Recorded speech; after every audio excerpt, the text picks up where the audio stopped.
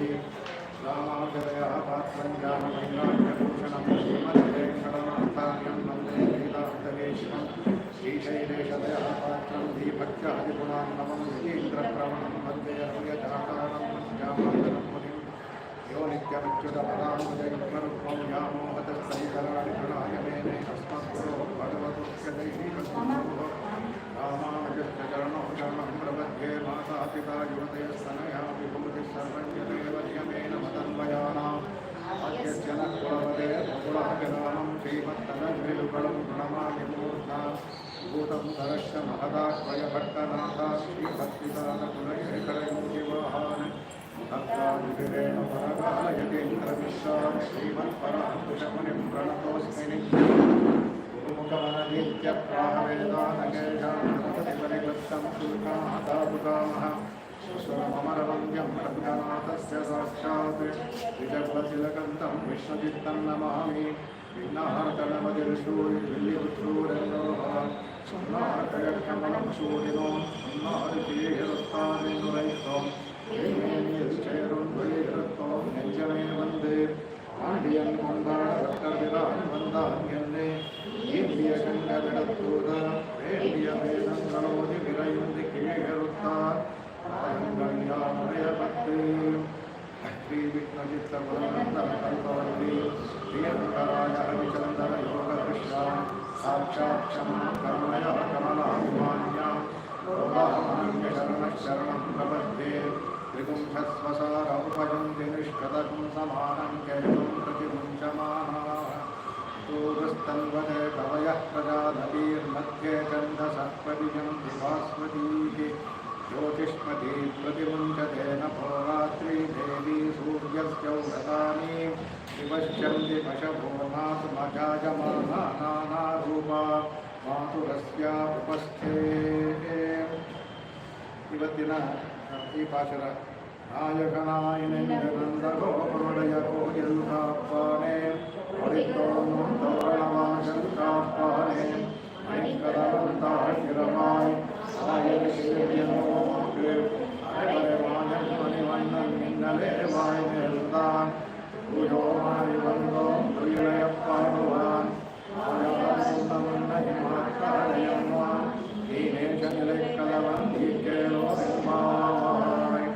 ಇವತ್ತನ ಅನುಸಂಧಾನ ಭಾಷಣ ಅಂಬರನೆ ತಣ್ಣೀರೇ ಶೋರೇ ಅನಕ್ಷಯ್ಯಂ பெருமானந்த கோபாலாயம் விராய் பொம்பனார்கெல்லாம் கொழுந்தே குலவிளக்கே எம்பெருமாட்டி யசோதாயூராய் அம்பரமுகரத்த கோங்கி உலகளந்த உம்பர் கோமானே உறங்காதையுந்திராய் செம்பன் கைநடி செல்வா பலதேவா உரியும் நீயும் உறங்கேவாய் ಅಂಬರಮೇ ಪಾಶದ ಮೇಲಿನ ಮುಖ್ಯಾರ್ಥವನ್ನೆಲ್ಲ ನೆನೆ ಹೇಳ್ಕೊಂಡ್ವಿ. ಇವತ್ತು ಅದರ ಒಳಗಿರುವಂತಹ ವಿಶೇಷ ಅರ್ಥಗಳನ್ನು ತಿಳ್ಕೊಳ್ಳೋಣ ಇದ್ದಲ್ಲಿ.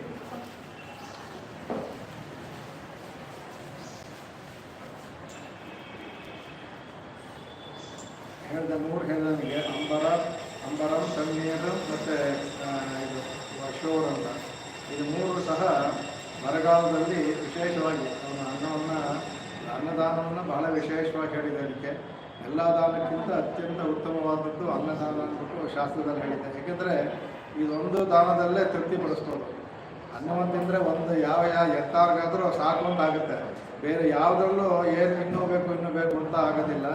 ಅದರಿಂದ ಅನ್ನದಾನ ಒಂದರಲ್ಲೇ ತೃಪ್ತಿ ಆಗೋದನ್ನು ಅನ್ನದಾನವನ್ನು ಶ್ರೇಷ್ಠ ಅಂತ ಹೇಳ್ತಾರೆ. ಅದಕ್ಕೆ ಇದರಲ್ಲೂ ನಾನು ನುಡಿನೂ ಬರುತ್ತೆ. ಅದರಲ್ಲಿ ಬರಗಾಲದಲ್ಲಿ ಯಾರು ಅನ್ನದಾನ ಮಾಡ್ತಾರೋ ಅವರು ಬಹಳ ಶ್ರೇಷ್ಠವಾದದ್ದು.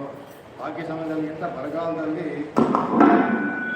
ಬರಗಾಲದಲ್ಲಿ ಬಹಳ ವಿಶೇಷವಾದದ್ದು ಅಂತ ಹೇಳ್ತಾರೆ. ಅದಕ್ಕೆ ಇದಕ್ಕೆ ನೋಡೋಣ ಮೇಲಕ್ಕೆ ಅಂತ ಇದರಲ್ಲಿ ಹೇಳುತ್ತೆ ಅಂದ್ಬಿಟ್ಟು ಅಂತ ಇದರಲ್ಲಿ ಶಾಸ್ತ್ರದಲ್ಲಿ ಹೇಳುತ್ತೆ. ಅದಕ್ಕೆ ವಾಸೋ ದದಾತಿ ಸರ್ವದೇವತ್ಯಂ ವೈ ವಾಸಃ ಅಂದ್ಬಿಟ್ಟು.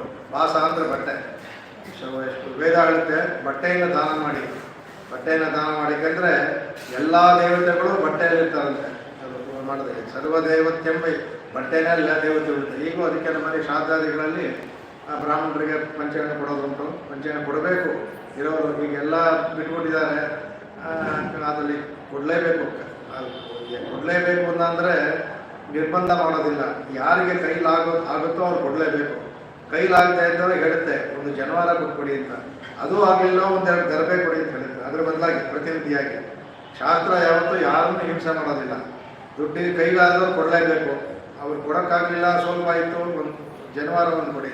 ಅದು ಆಗಲಿಲ್ಲ ಅಂದರೆ 2 ಗರ್ಭೆಯನ್ನು ಕೊಡಿ ಅಂತ ಹೇಳುತ್ತೆ. ಗರ್ಭೆ ಕೊಡೋಕ್ಕೇನು ಕಷ್ಟ ಇರೋಲ್ಲ. ಹಾಗಾಗಿ ಶಾಸ್ತ್ರ ಯಾರೂ ತೊಂದರೆ ಮಾಡೋದಿಲ್ಲ. ವಾಸೋದಾದ್ರೆ ಅದಕ್ಕೆ ಅವಾಗ ಹೇಳುವಂತ ಯುವಾ ಸುವಾಸ ಪರಿಣೀತಾಗ ಸ ಉಶ್ರೇಯಾನ್ ಭವತಿ ಜಾಯಮಾನಃ ಸಂಧೀರಾಸ ಕವಯ ಪುಂಡಯಂತಿ ಸ್ವಾದಿಯೋ ಮನಸ ದೇವಯಂತಹ. ಅಲ್ಲಿ ಪಂಚಾಯತ್ ಕೊಡ್ಬೇಕಾದ್ರೆ ಯಾರಿಗಾದ್ರು ಕೊಡ್ಬೇಕಾದ್ರೆ ಹೇಳುವಂತ ಇದರಲ್ಲಿ ಅದು ಯುವಾದ ಸುವಾಸಾಹ ಪರಿಣೀತಾಗಾತ್. ಇವರಕ್ಕೆಲ್ಲ ಸಂತೋಷವಾಗದಂತೆ ಅವನು ಸತು ಶ್ರೇಯಾನ್ ಭವತಿ ಜಾಯಮಾನಃ. ಅವನು ತನ್ನ ಜನ್ಮದಲ್ಲಿ ಶ್ರೇಯವಂತನಾಗ್ತಾನಂತೆ ಕೊಡೋದ್ರಿಂದ. ಇದರಲ್ಲಿ ಭಗವಂತನ ಬರುವಾಗ ಮಾಡ್ತಾರೆ ಅದನ್ನು ಭಗವಂತ ಜನ್ಮ ಇಲ್ಲಿ ಅವತಾರ ಮಾಡೋದು ಶ್ರೇಯಸ್ ಅಂತ ತಿಳ್ಕೊಳ್ತಾನೆ ಅಂತ ಅದು ಬರುತ್ತೆ. ಅದಕ್ಕೆ ಎಲ್ಲರೂ ಸಹ ಇದಕ್ಕಿಂತ ಮನಸಾ ದೇವಯಂತ, ಎಲ್ಲರೂ ಸಹ ದೇವತೆಗಳಿಗೆ ಸಂತೋಷವಾಗುತ್ತೆ ಅದರಿಂದ ಕೊಡಿ ಅಂತ ಹೇಳ್ತಾರೆ. ಅದಕ್ಕೆ ಅಂಬಾರನ್ನು ಹೇಳ್ತದಕ್ಕೆ ತಣ್ಣೀರಿಗೆ ಹೇಳ್ತಾರೆ. ತಣ್ಣೀರು ಅದೇ ಅವನು ಆಪೋ ನಾರಾಯಿತ ಪುರೋಕ್ತ ಆಪೋ ವೈ ನರಸೂನುವ ಅಂತ. ನೀರನ್ನು ಮೊದಲು ಸೃಷ್ಟಿ ಮಾಡೋದು ಭಗವಂತ. ನೀರೇ ಭಗವಂತ. ನಾರ ಅಂತ ನೀರು, ಯಾಕೆಂದ್ರೆ ನೀರಿನಿಂದ ಎಲ್ಲ. ನಾರ ಅಂದರೆ ಎಲ್ಲ ಸಕಲ ಚೇತನ ಅಚೇತನಗಳಿಗೆ ನಾರ ಅಂತ ಒಂದೇ ಪದ. ಅದಕ್ಕೆ ನಾರ ಅಂದ್ಬಿಟ್ರೆ ಎಲ್ಲ ಚೇತನ ಅಚೇತನ ಎಲ್ಲವೂ ಸೇರ್ಕೊಂಡ್ಬಿಡುತ್ತೆ ಅದು. ಅದಕ್ಕೆ ನೀರಿನಿಂದ ಎಲ್ಲ ಹುಟ್ಟಿದ್ರಿಂದ ನೀರು ಅಂತ ಹೇಳ್ತಾರೆ. ಅದಕ್ಕೆ ಇದನ್ನು ಶ್ರದ್ಧಾವ ಆಪಹ ಅಪಪ್ರಣಯತಿ ಅಂತ ಒಂದು ಹೇಳ್ತಾರೆ. ಶ್ರದ್ಧೆನೇ ನೀರು, ಒಂದು ಶ್ರದ್ಧಾವ ಆಪಹ ನೀರು ಅನ್ನೋದು ಶ್ರದ್ಧೆ ಇರೋದಕ್ಕೆ. ಆಮೇಲೆ ಎಲ್ಲ ಒಂದೊಂದಾಗ್ತದೆ. ವಜ್ರೋವ ಆಪಹ ಯಜ್ಞೋವ ಆಪಹ ಅಂತ ಬರುತ್ತೆ. ಎಲ್ಲಕ್ಕೂ ಸಮಾನವಾದದ್ದು ಅಂತ. ಅದರಿಂದ ನೀರನ್ನು ಕೊಡಬೇಕು. ಆ ನೀರನ್ನು ದಾನ ಮಾಡೋದು ಸಹ ಇದು. ಅಂದರೆ ಯಾವಾಗ ಬರಗಾಲಗಳಲ್ಲಿ ಇರುವಾಗ ಕೊಟ್ಟರೆ ತಪ್ಪಿಲ್ಲ, ಸಂತೋಷ. ಅದು ಹೆಚ್ಚು ಬೈದಿಲ್ಲ. ಇಲ್ಲದೇ ಇರುವಾಗ ಕೊಟ್ಟರೆ ಹೆಚ್ಚು. ಯಾರಿಗೆ ಈಗ ಬರಗಾಲ ಮರಗಾಡಲಿದ್ದು ಅವಾಗ ಎಲ್ಲಿ ಬಾಯಿ ತಪ್ಪಿಸಿರುವಾಗ ನೀರು ಕೊಟ್ಟರೆ ಅತ್ಯಂತ ಶ್ರೇಷ್ಠವಾದ ದಾನ ಅದು. ಅದಕ್ಕೆ ಅದನ್ನು ಹೇಳ್ತಾ ಅದಕ್ಕೆ. ಆಮೇಲೆ ಇನ್ನು ಅನ್ನಕ್ಕೆ ಭಾಳ ವಿಶೇಷವಾಗಿರುತ್ತೆ. ಅನ್ನದಾನ ಶ್ರೇಷ್ಠ ಅಂತ ಹೇಳ್ತಾ ಅದಕ್ಕೆ ಅನ್ನಂ ಬ್ರಹ್ಮೇ ದಿವ್ಯಜಾನಾಥ ಅಂದ್ಬಿಟ್ಟು ಅದಕ್ಕೆ ಅನ್ನವನ್ನೇ ಬ್ರಹ್ಮ ಅಂತ ಮೊದಲು ಇದು ಇದರಲ್ಲಿ ಬರುತ್ತೆ. ಭೃಗು ಹೋಗಿ ತನ್ನ ತಂದೆಯಾದ ವರುಣನಲ್ಲಿ ಕೇಳ್ತಾನೆ, ಅದೀಗೆ ಭಗವ ಬ್ರಹ್ಮ ಅಂತ ಕೇಳ್ತಾನೆ. ನನ್ನ ಬ್ರಹ್ಮವನ್ನು ತಿಳಿಸ್ಕೊಂಡು ಅಂತ ಕೇಳಬೇಕಾದ್ರೆ ಆಗ ಅವರು ಬ್ರಹ್ಮನ ಲಕ್ಷಣ ಹೇಳ್ತಾರೆ. ಯಥೋವ ಇಮಾನಿ ಭೂತಾನಿ ಜಾಯಂತೆ ಯೇ ನ ಜಾತ ನಿಜೀವಂತಿ ಯತ್ಪ್ರಯಂತ್ಯ ವಿಸಂಪಿಷಂತಿ ತದ್ವಿಜಿಜ್ಞಾಸಸ್ವ ಅಂತ. ಯಾರಿಂದ ಈ ಸೃಷ್ಟಿ ಸ್ಥಿತಿ ಲೈವ ಆಯಿತೋ, ಯಾರು ಎಲ್ಲೋ ಕಾರಣನೋ ಅವನನ್ನು ನೀನು ಬ್ರಹ್ಮವನ್ನು ತಗೊಂಡು ಕೊಡ್ತು ಉಪಾಸನೆ ಮಾಡೋದು ಅಂತ ಹೇಳ್ಬಿಡ್ತು. ಹಾಗಾಗಿ ಇವನು ಹೇಳ್ತಾನೆ ಯಾವುದನ್ನು ಉಪಾಸನೆ ಮಾಡೋದು ಅನ್ನುವಾಗ ಮೊದಲು ಮಾಡ್ತಾನೆ ಅನ್ನಂ ಬ್ರಹ್ಮೇ ದಿವ್ಯಜಾನಾಥ. ಮೊದಲು ಅನ್ನ ಮಾಡ್ತಾನೆ. ಅದಕ್ಕೆ ಹೇಳ್ತಾನೆ ಅದು ಅವಾಗ ಅನ್ನದಿಂದ ಮಾಡ್ತಾನೆ, ಉಪಾಸನೆ ಮಾಡ್ತಾನೆ. ಅಲ್ಲಿ ಯಾಕೆಂದರೆ ಅನ್ನೇನ ಭೂತಾನಿ ಜಾಯಂತೆ. ಅನ್ನದಿಂದ ಎಲ್ಲವೂ, ಅನ್ನದಿಂದ ತಾನೇ ಹುಟ್ಟೋದು ಪ್ರಜೆಗಳಾಗೋದಕ್ಕೆ. ಅನ್ನೇನ ಜಾತಾನಿ ಜೀವಂತಿ, ಹುಟ್ಟಿದ ಎಲ್ಲ ಜೀವಗಳು ಸಹ ಅನ್ನದಿಂದ ಬದುಕಿರುತ್ತೆ. ಅದಕ್ಕೆ ಅದನ್ನು ಮಾಡ್ಕೊಂಡು ಹೋಗ್ತಾನೆ. ಆಮೇಲೆ ಅವಾಗ ಅನ್ನದಿಂದ ಆಗ್ತಾನೆ ಆಗಲ್ಲ. ಆಮೇಲೆ ಪ್ರಾಣವನ್ನು ಮಾಡ್ತಾನೆ. ಆಮೇಲೆ ಮನೋಮಯ ಮಾಡ್ಕೊಂಡು ಒಂದ್ಸಲ ಹೋಗಿ ಕೇಳ್ತಾನೆ. ಜಿಜ್ಞಾಸ ಹೇಳಿ ಮಾಡೋದಾಗ ಆಮೇಲೆ ಪ್ರಾಣವನ್ನು ಮಾಡ್ತಾನೆ, ವಿಜ್ಞಾನಮಯ ಮಾಡ್ತಾನೆ. ಹೀಗೆ ಆನಂದ ಬ್ರಹ್ಮನ ಆನಂದ ಅಂತ ಮಾಡ್ತಾನೆ. నేను 5 ಕೋಶ ಹೇಳ್ತಾನೆ. ಅನ್ನಮಯ ಕೋಶ, ಪ್ರಾಣಮಯ ಕೋಶ, ಮನೋಮಯ ಕೋಶ, ವಿಜ್ಞಾನಮಯ ಕೋಶ, ಆನಂದಮಯ ಕೋಶ. ಕಡೆಗೆ ಆನಂದಮಯ ಕೋಶವನ್ನು ಮಾಡಬೇಕಾದ್ರೆ ತಂದೆ ತರ ಮತ್ತೆ ಹೋಗಲ್ಲ. ಅಂದರೆ ಅವನಿಗೆ ತಿಳಿದೋಯ್ತು ಅಂತ. ಆನಂದಂ ಬ್ರಹ್ಮೇ ದಿವ್ಯಜಾನಾಥ. ಅವಾಗ ಆನಂದ ದೇವ ಕಲ್ವಿಮಾನಿ ಭೂತಾನಿ ಜಾಯಂತೆ ಆನಂದೇ ನ ಜಾತಾನಿ ಜೀವಂತಿ ಯತ್ಪ್ರಯಂತ್ಯ ವಿಸಂಪಿಷಂತಿ. ಅದ್ರಲ್ಲಿ ಬಂದ ತಕ್ಷಣ ಅವನು ಕೈಶಾ ಭಾರ್ಗವಿ ವಿದ್ಯಾ, ಇದು ಭಾರ್ಗವಿ ವಿದ್ಯಾ ಅಂತ ಹೇಳ್ತಾರೆ. ಅವನಿಗೆ ತಿಳಿದೋಯ್ತು ಅಂದ್ಬಿಟ್ರು ಅಂತ. ಅದೇ ಇದರಲ್ಲಿ ಮುಂದಕ್ಕೆ ಬರೋಕ್ಕೆ ಹೇಳ್ತಾ ಇದಕ್ಕೆ ಅನ್ನಕ್ಕೆ ಹೇಳ್ತಾರೆ. ಅನ್ನನ್ನ ವಿಶೇಷವಾದ ಅನ್ನನಿಂದ್ಯಾತಂ. ನಾವು ಅನ್ನವನ್ನು ಹಾಕಿ ಎಸಿತೀವಲ್ಲ ಅದು ಬಹಳ ಪಾಪ. ಅನ್ನವನ್ನು ನಿಂದೆ ಮಾಡೋದು ಅಂದರೆ ಕೆಲವು ತಿನ್ಬೇಕಾದ್ರೆ ಬೈಕೊಂಡು ತಿಂತಾರೆ. ಅನ್ನವನ್ನು ಬಹಳ ತುಂಬ ಪಾಪ ಅದು. ಅನ್ನ ಯಾಕೆಂದರೆ ಅದು ಭಗವಂತನ ಸ್ವರೂಪ. ಅನ್ನವನ್ನು ನಾವು ಬೇಕಾದಷ್ಟು ಹಾಕೋಬೇಕು. ಸುಮ್ಮನೆ ಹಾಕೊಂಡು ಇದೆ ಅನ್ಬಿಟ್ಟು ಅದು ಕೂಡ ನಿಂದೆ ಮಾಡ್ದಂಗೆ ಆಗುತ್ತೆ. ಅದಕ್ಕೆ ಯಾಕೆಂದರೆ ಪ್ರಾಣೋವ ಅನ್ನಂ, ನಮ್ಮ ಪ್ರಾಣವೇ ಅನ್ನ. ಅದಕ್ಕೆ ಶರೀರವನ್ನಾದಂ, ಈ ಶರೀರ ಅನ್ನವನ್ನು ತಿರುಗು ಪ್ರಾಣವನ್ನು ಅನ್ನ ಅಂತ ತಿಳ್ಕೊಳ್ಳುತ್ತೆ ಅದಕ್ಕೆ. ಅದರಿಂದ ಈ ಪ್ರಾಣೇ ಶರೀರಂ ಪ್ರತಿಷ್ಠಿತ, ಪ್ರಾಣದಲ್ಲಿ ಶರೀರ ಪ್ರತಿಷ್ಠಿತವಾಗಿದೆ. ಅದರಿಂದ ಅದಕ್ಕೆ ಬೇಕಾದ್ರೆ ಆಹಾರ ಕೊಟ್ಟರೆ ಅನ್ನ ತಗೊಂಡು ಪ್ರಾಣವನ್ನು ಪ್ರೋಕ್ಷಿಸುತ್ತೆ ಅದಕ್ಕೆ. ಆಮೇಲೆ ಶರೀರೇ ಪ್ರಾಣ ಪ್ರತಿಷ್ಠಿತ, ಶರೀರದಲ್ಲಿ ಪ್ರಾಣ ಪ್ರತಿಷ್ಠಿತ ಆಗಿದೆ ಅದಕ್ಕೆ ಅಂತ. ಇನ್ಮೇಲೆ ನೆಕ್ಸ್ಟ್ ದಿನದಲ್ಲಿ ಅನ್ನನ್ನ ಪರಿಚಕ್ಷೀತ ಅಂದಂತೆ, ಅನ್ನವನ್ನು ತಿನ್ಬೇಕಾದ್ರೆ ಕೆದಕಿ ನೋಡ್ಬಾರ್ದು ಏನಿದೆ ಭಗವಂತ ನಿವೇದನ ಏನಿದ್ರು ಬೇಕು ಅದನ್ನು ನಾವು ಪರೀಕ್ಷೆ ಮಾಡಬಾರ್ದು. ಅದು ಇಲ್ಲ ಇದಿಲ್ಲ ಸರಿ ಇಲ್ಲ ಅಂತಲ್ಲ, ಎಲ್ಲ ದೋಷ ಆಗುತ್ತೆ. ಅದೇ ಥರ ಅನ್ನಂ ಬಹುಗುರುಗೀತ ಅಂತ, ಅನ್ನವನ್ನು ವೃದ್ಧಿ ಮಾಡಿ ಅಂತ ಅನ್ನಕ್ಕೆ ಬಹಳ ಹೊಂದುತ್ತೆ. ಹಾಗಾಗಿ ಈ ಅಂಬರನೇ ತಣ್ಣೀರೇ ಶಿವರ ಮೂರು ಸಹ ವೇದಗಳಲ್ಲಿ ಬಂದಿರುವಂತಹ ಕೊಂಡಾಡಿರುವಂಥ ಇದು. ಹಾಗಾಗಿ ಎಲ್ಲರೂ ಸಹ ಅವನು ಮಾಡ್ತಾ ಇದ್ದ ಅವನು ಅಂತ ಹೇಳ್ತಾರೆ ಅದಕ್ಕೆ. ಆಮೇಲೆ ನೆನ್ನೆ ಹೇಳಿದ್ದೆ ಯಾತಕ್ಕೆ ಅವನನ್ನು ಬರಗಾಲ ಇದ್ದಾಗ ಮಾಡ್ದ, ಎಲ್ಲವನ್ನೂ ಬರ್ತಿತ್ತು ಅಂದ್ಬಿಟ್ಟ. ಇದಲ್ಲದೆ ಅವನು ಇದು ಸಾಧಾರಣವಾಗಿ ಮಾಡುವುದು ಯಾವುದೋ ಇದು ಪ್ರತಿಜ್ಞೆ ಆಗೋದು, ಅದಲ್ಲದೆ ವಿಶೇಷವಾದಂಥ ದಿನಗಳಿಗೆ ಕೃಷ್ಣನಿಗೆ ಹುಟ್ಟುಹಬ್ಬ, ಕೃಷ್ಣ ಜನ್ಮ, ಇದು ಆ ಥರದಲ್ಲಿ ವಿಶೇಷವಾಗಿ ಮಾಡ್ತಾ ಇದ್ದಂತೆ. ಇದು ಹಾಗೆ ಆಗ್ತಾ ಇತ್ತು. ಆ ಸಮಯದಲ್ಲಿ ತಾನೇ ಬಂದು ಎಲ್ಲರಿಗೂ ಇದು ನೈಮಿತ್ತಿಕ ನಿತ್ಯ ಅಂತ ಹೇಳಿದ್ನಲ್ಲ, ಈ ಥರ ಇದು ಕೊಡ್ತಿದ್ದು ಅಂಬರನೇ ತಣ್ಣೀರೇ ಶಿವರ ಇದು ನಿತ್ಯ. ನೈಮಿತ್ತಿಕ ಅಂದರೆ ಕಾರಣಗಳಿಂದ ಮಾಡೋದು. ಆ ಕೃಷ್ಣನ ಜನ್ಮದಲ್ಲಿ ಇಲ್ಲ ಬಲರಾಮನ ಇದರಲ್ಲಿ ನಂದಗೋಪುರ ಆ ಸಮಯದಲ್ಲಿ ವಿಶೇಷವಾಗಿ ದಾನವನ್ನು ಕೊಡ್ತಿದ್ದ. ಇನ್ನು ಮೇಲೆ ಇದು ಕೊಡೋದಲ್ಲದೆ ಮೇಲೆ ಕೊಡ್ತಾ ಇದ್ದ, ಅದನ್ನು ಕೊಂಡಾಡ್ತಾ ಇದ್ದ ಅಂದ್ಬಿಟ್ಟು ಅಂತ ಅದನ್ನು ಹೇಳ್ತಾರೆ ಅದಕ್ಕೆ.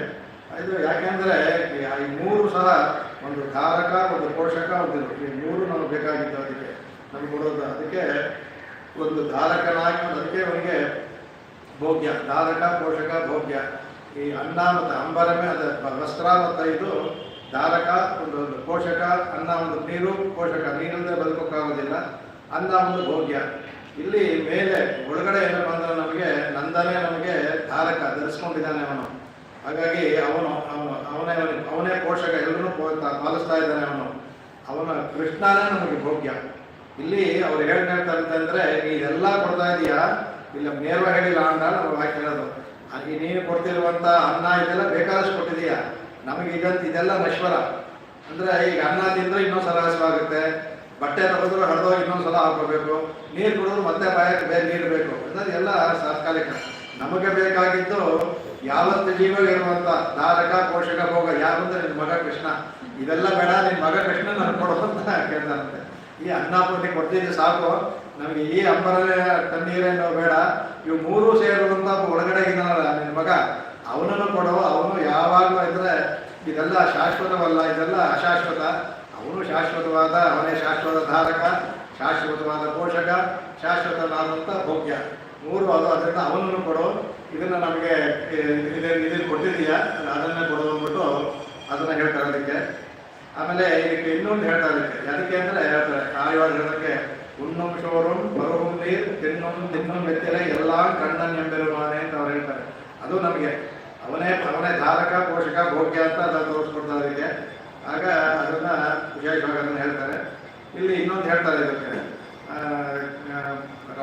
ತಂದೆ ಮಾಡಿದಂಥ ಕೆಲಸವನ್ನ ಕೃಷ್ಣ ಮೂರನ್ನು ಅವನು ಮಾಡ್ದ ಅಂದ್ಬಿಟ್ಟು.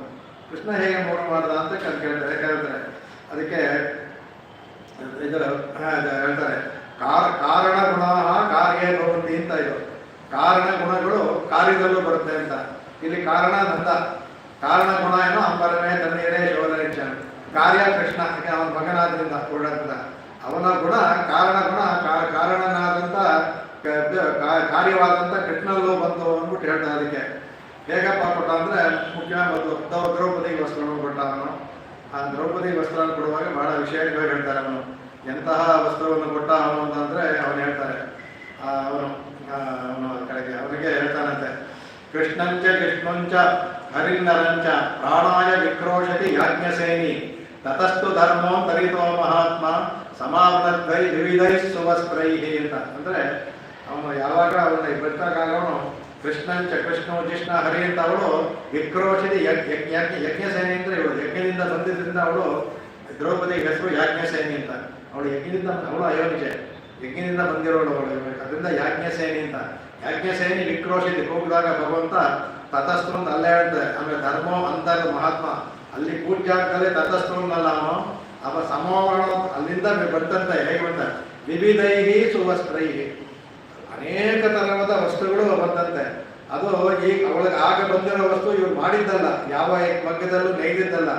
ಎಷ್ಟೊಂದು ಬಂತು ಅಂದ್ರೆ ಕಡೆಗೆ ಅವನು ದುರ್ಯೋಧನ ಎಲ್ಲಾರು ತಗೊಂಡೋಗಿ ತನ್ನ ಇವ್ರಿಗೆಲ್ಲ ಹಂಚಿದ್ದಂತೆ, ತನ್ನ ಅಂತರ್ಪುರ ಸ್ತ್ರೀಯರು ಅವ್ರಿಗೆಲ್ಲರೂ ತಗೊಂಡು ಹಂಚಿದ್ದಂತೆ. ಅದು ಆದಷ್ಟು ಬಂದಿದ್ದಂತೆ. ಯಾವ ಡಿಸೈನ್ ನೀವು ಕೇಳ್ತೀರಾ, ನೀವು ಕೇಳಿದ ಡಿಸೈನ್ ಎಲ್ಲ ಇದಕ್ಕೆ. ಅದಕ್ಕೆ ಇನ್ನೊಂದು ಇದರಲ್ಲಿ ಬರುತ್ತೆ ಇದರಲ್ಲಿ, ಆಕರ್ಷಮಾಣೆ ವಸನೆ ದ್ರೌಪದ್ಯಾಸ್ತು ವಿಷಾಂಪತೆ ತದ್ರೂಪಂ ಅಪರಂ ವಸ್ತ್ರಂ ಪ್ರಾದುರಾಸೀದ್ ಅನೇಕಶಃ ನಾನಾರಾಗ ವಿರಾಗಾಣಿ ವಸನಾನ್ ಯತವೈ ಪ್ರಭೋ ಪ್ರಾದುರ್ಭವಂತಿ ಶತಶಃ ಧರ್ಮಸ್ಯ ಪರಿಪಾಲನಾತ್. ಧರ್ಮವನ್ನು ಕಾಪಾಡೋದಕ್ಕೆ, ಪರಿಪಾಲನೆ ಮಾಡೋದಕ್ಕೆ ಅವಳಿಗೆ ಪಾಂಡವರು ಪಂಚಪ್ರಾಣ ಅಂತ ಹೇಳಿದ್ರೆ. ದ್ರೌಪದಿ ಒಂದು ಸ್ತ್ರೀ, ದ್ರೌಪದಿ ಇಲ್ಲದೆ ಬೇರೆ ಯಾವ ಸ್ತ್ರೀಗೂ ಆತನ ಅವಮಾನ ಆಗಬಾರ್ದು. ಆ ಕಾಲದಲ್ಲಿ ಮಾಡಿದವು, ಈ ಕಾಲದಲ್ಲಿ ಇವರು ಮಾಡುವಂಥದ್ದನ್ನು ಆ ಕಾಲದಲ್ಲಿ ದುಶಾಸನ ಮಾಡಿದ್ದಾನೆ ದ್ವಾಪರ ಯುಗದಲ್ಲಿ. ಹಾಗೆ ಧರ್ಮನ ಕಾಪಾಡೋದಕ್ಕೆ ಅವನು ಇವನು ಹೇಳಿದಂತೆ ತದ್ರೂಪಂ ವಸ್ತ್ರಂ ಪ್ರಾದುರಾಸಿ. ಇದೇ ಈಗ ತಾನು ಹೇಳಿದ್ನಲ್ಲ ನೋಡ್ತಂತೆ, ಆಗ ಇನ್ನೊಂದು ವಸ್ತ್ರ ಅವಳ ಮೇಲೆ ಇರ್ತಂಥದ್ದು ಪ್ರಾದುರಾಸಿ. ಇವನಿಗೆ ಎಳೆಯೋದು ಮುಂಚೆ ಬಂದ್ಬಿಡ್ತಂತೆ. ಅದು ನಾನಾರಾಗ ವಿರಾಗಾಣಿ, ಅದು ಅನೇಕ ಬಗೆಯ ಬಣ್ಣಗಳು, ಅನೇಕ ಬಗೆಯ ಚಿತ್ರಗಳು, ಕಲೆಗಳು ಇರುವಂಥ ಬಟ್ಟೆ ಅಂತೆ. ಆ ಥರ ಬಟ್ಟೆ ಡಿಸೈನ್ ಯಾರು ನೋಡಿದ್ದೇ ಇಲ್ಲ. ಅದು ಎಳೆದು ಸುಸ್ತಾಗ್ಬಿಡ್ತಾನೆ ಕಡೆಗೆ. ಆಗ ಅದನ್ನು ಹೇಳ್ತಾ ಇದಕ್ಕೆ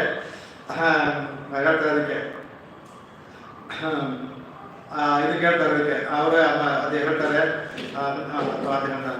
ಹಾಗೆ ಆಮೇಲೆ ಎಲ್ಲರೂ ಹೇಳ್ತಾರಂತ ಇದಕ್ಕೆ. ಎಲ್ಲರೂ ಸಹ ನಮಗೆ ಭಗವಂತನಿಗೆ ಇದ್ದಂಥ ವಸ್ತುದಲ್ಲಿ ನಮಗೂ ಕೊಡಿ ಅಂದ್ಬಿಟ್ಟು ಅಂತ ನಂದವನಿದ್ದವರೆಲ್ಲ ಆಗಿದ್ದು. ಅದರಲ್ಲಿ ದ್ವಾಪರ ಇದರಲ್ಲಿ ಕೃಷ್ಣನ ಹೇಳಿದಾಗ ಅದಕ್ಕೆ ಎಲ್ಲರೂ ಸಹ ಆಸೆ ಪಟ್ಟರು. ಎಂತಹ ಇದು ಬಟ್ಟೆಗಳಿತ್ತಲ್ಲ ಎಲ್ಲನೂ ತಗೊಂಡು ದುರ್ಯೋಧನ ನೋಡ್ದ, ಇದು ಅದ್ಭುತವಾದ, ಇದು ಪ್ರಾಕೃತವಾದದ್ದು, ಇದು ಇಲ್ಲಿ ಸಿಗೋದಿಲ್ಲ ಅಂತೆಲ್ಲ ತಗೊಂಡೋಗಿ ಮನಸ್ಸಿ ಅವನ ತನ್ನ ಎದುರಿಟ್ಕೊಂಡ್ಬಿಟ್ಟಂತೆ. ತನ್ನ ಸ್ತ್ರೀಯರಿಗೆ ಅವರಿಗೆ ಕೊಡೋದಕ್ಕೆ ಎಲ್ಲವನ್ನೂ ಕೊಡ್ತಾ ಇದ್ದಂತೆ. ಅದಕ್ಕೆ ಅದನ್ನು ಅವ್ರು ಹೇಳ್ತಾ ಇದಕ್ಕೆ ಅವರೆಲ್ಲೂ ಶತಶಃ ಪ್ರಾದುರ್ಭವಂತಿ ನೂರಾರು ಸಾವಿರಾರು ಲೆಕ್ಕದಲ್ಲಿ ಎಳೆದು ಕೈ ಸುಸ್ತಾಗಿ ಬಿದ್ದುಬಿಡ್ತಾನೆ ಅವನು. ಬಟ್ಟೆ ಮಾತ್ರ ಬರ್ತಾನೇ ಇರುತ್ತೆ ಇನ್ನು ಮೇಲೂ. ಅದಕ್ಕೆ ಹಾಗಾಗಿ ಅವನು ಬಟ್ಟೆಯನ್ನು ತಂದೆ ಹೇಗೆ ವಸ್ತ್ರವನ್ನು ಮಾಡಿದ್ನೋ, ತಂದೆ ಮಾಡಿದ ವಸ್ತ್ರದಾನ ಇವನು ಸಹ ಆಪತ್ ಕಾಲದಲ್ಲಿ, ಪಾಕಿಸ್ತಾನದಲ್ಲಿ ಬಟ್ಟೆ ಕೊಟ್ಟರೆ ಏನು ಬಂತು, ಆಪತ್ ಕಾಲದಲ್ಲಿ ಆವಾಗ ಕೊಟ್ಟರೆ ಅವಳ ಮಾನ ಹೋಗ್ತಾ ಇತ್ತು. ಅದಕ್ಕೆ ಆಪತ್ ಕಾಲದಲ್ಲಿ ಬಟ್ಟೆಯನ್ನು ಕೊಡೋದೇ ಶ್ರೇಷ್ಠ ಅಂತ ತಾನು ತಂದೆ ಹೇಗೆ ತೋರಿಸ್ಕೊಟ್ಟ ಅಂತ ಹೇಳ್ತಾರೆ. ಇನ್ನು ಕಡೆಗೆ ಅದರಲ್ಲಿ ನೀರು ಹೇಗಪ್ಪ ಅಂತಂದರೆ, ಅವನು ಅಲ್ಲಿ ಯುದ್ಧ ಮಾಡಬೇಕಾದ್ರೆ ಎಲ್ಲರೂ ಯುದ್ಧ ಮಾಡಿದ್ರು ಸಾಯಂಕಾಲ ಹೊರಟೋಗ್ಬಿಡೋರು. ಅರ್ಜುನ ಸಹಿತ ಹೊರಟೋಗ್ಬಿಡೋನು. ಅಲ್ಲಿರುವಂಥ ಇದಕ್ಕೆ ಕರುಗಳಿಗೆ, ಅಲ್ಲಿ ಕುದುರೆಗಳಿಗೆ, ಅವಕ್ಕೆಲ್ಲ ಬಾಯ ದಣದಿರುತ್ತಲ್ಲ, ಅವಕ್ಕೂ ಬಾಣಗಳೆಲ್ಲ ಬಂದಿರುತ್ತೆ. ಇವನ್ನೆಲ್ಲ ಹಿಡಿದು ಎಲ್ಲವನ್ನು ಬಿಚ್ಚಿ ಆ ಬಾಣವನ್ನೆಲ್ಲ ಕಿತ್ತಾಕಿ ಅವಕ್ಕೆ ಮೈ ಇವನು ಮುಟ್ಟಿದ್ರೆ ಹೋಗುತ್ತಲ್ಲ, ಗಾಯಗಳು ಹೋಗುತ್ತಂತೆ. ಫುಲ್ ಹಾಕಿ ನೀರು ಸಿಕ್ಕಿಲ್ಲ ಅಂದ್ಬಿಟ್ಟು ಪಾತಾಳದಿಂದ ನೀರು ತೆಗಿತ ಸಂಖ್ಯೆ ಭಗವಂತ ಸಾಲ್ತಾನೆ. ಆ ನೀರು ತಂದು ಅವಕ್ಕೆಲ್ಲ ಕೊಟ್ಟಂತೆ. ಅಂದರೆ ಯಾರಿಗೆ ನೀರು ಬೇಕೋ ಅವ್ರಿಗೆ ಕೊಟ್ಟರೆ ಹೆಚ್ಚು ಉಂಟು ಅಂತ. ನೀರು ಇದ್ದವ್ರಿಗೆ ನಾವು ಮನೆ ನೀರು ಕೊಡುವಾಗ ನಾವು ಬಾಟ್ಲು ಕೊಟ್ಟರೆ ಏನು, ಮನೆಯಿಂದ ತಂದಿಗೆ ಅವರಿಗೆ ಬಾಟ್ಲು ಕೊಟ್ಟರೆ ಪ್ರಯೋಜನವಿಲ್ಲ. ಯಾರಿಗೆ ಇಲ್ಲವೋ ಅದು ಅಷ್ಟು ಬಳಲಿರುವಂಥ ತಂದಂತಲ್ಲ ಎಲ್ಲ ಕುದುರೆಗಳೇ ಕೊಡ್ತಾರಂತೆ. ಪ್ರಾಯಶಃ ಆ ಕಡೆಯಿಂದ ದುರ್ಯೋಧನ ಕಡೆ ಕುದುರೆಗಳು ಬಂದು ನೀರು ಕೂಡ್ಕೊಂಡು ಹೋಗಿರ್ಬೋದು ಇದು ಭಗವಂತನ ಇದರಲ್ಲಿ. ಎಲ್ಲವೂ ಸಹ ಅದು ಕೊಟ್ಟ ಅಂದ್ಬಿಟ್ಟು ಅಂತ ಹೇಳ್ತಾರೆ ಅದಕ್ಕೆ.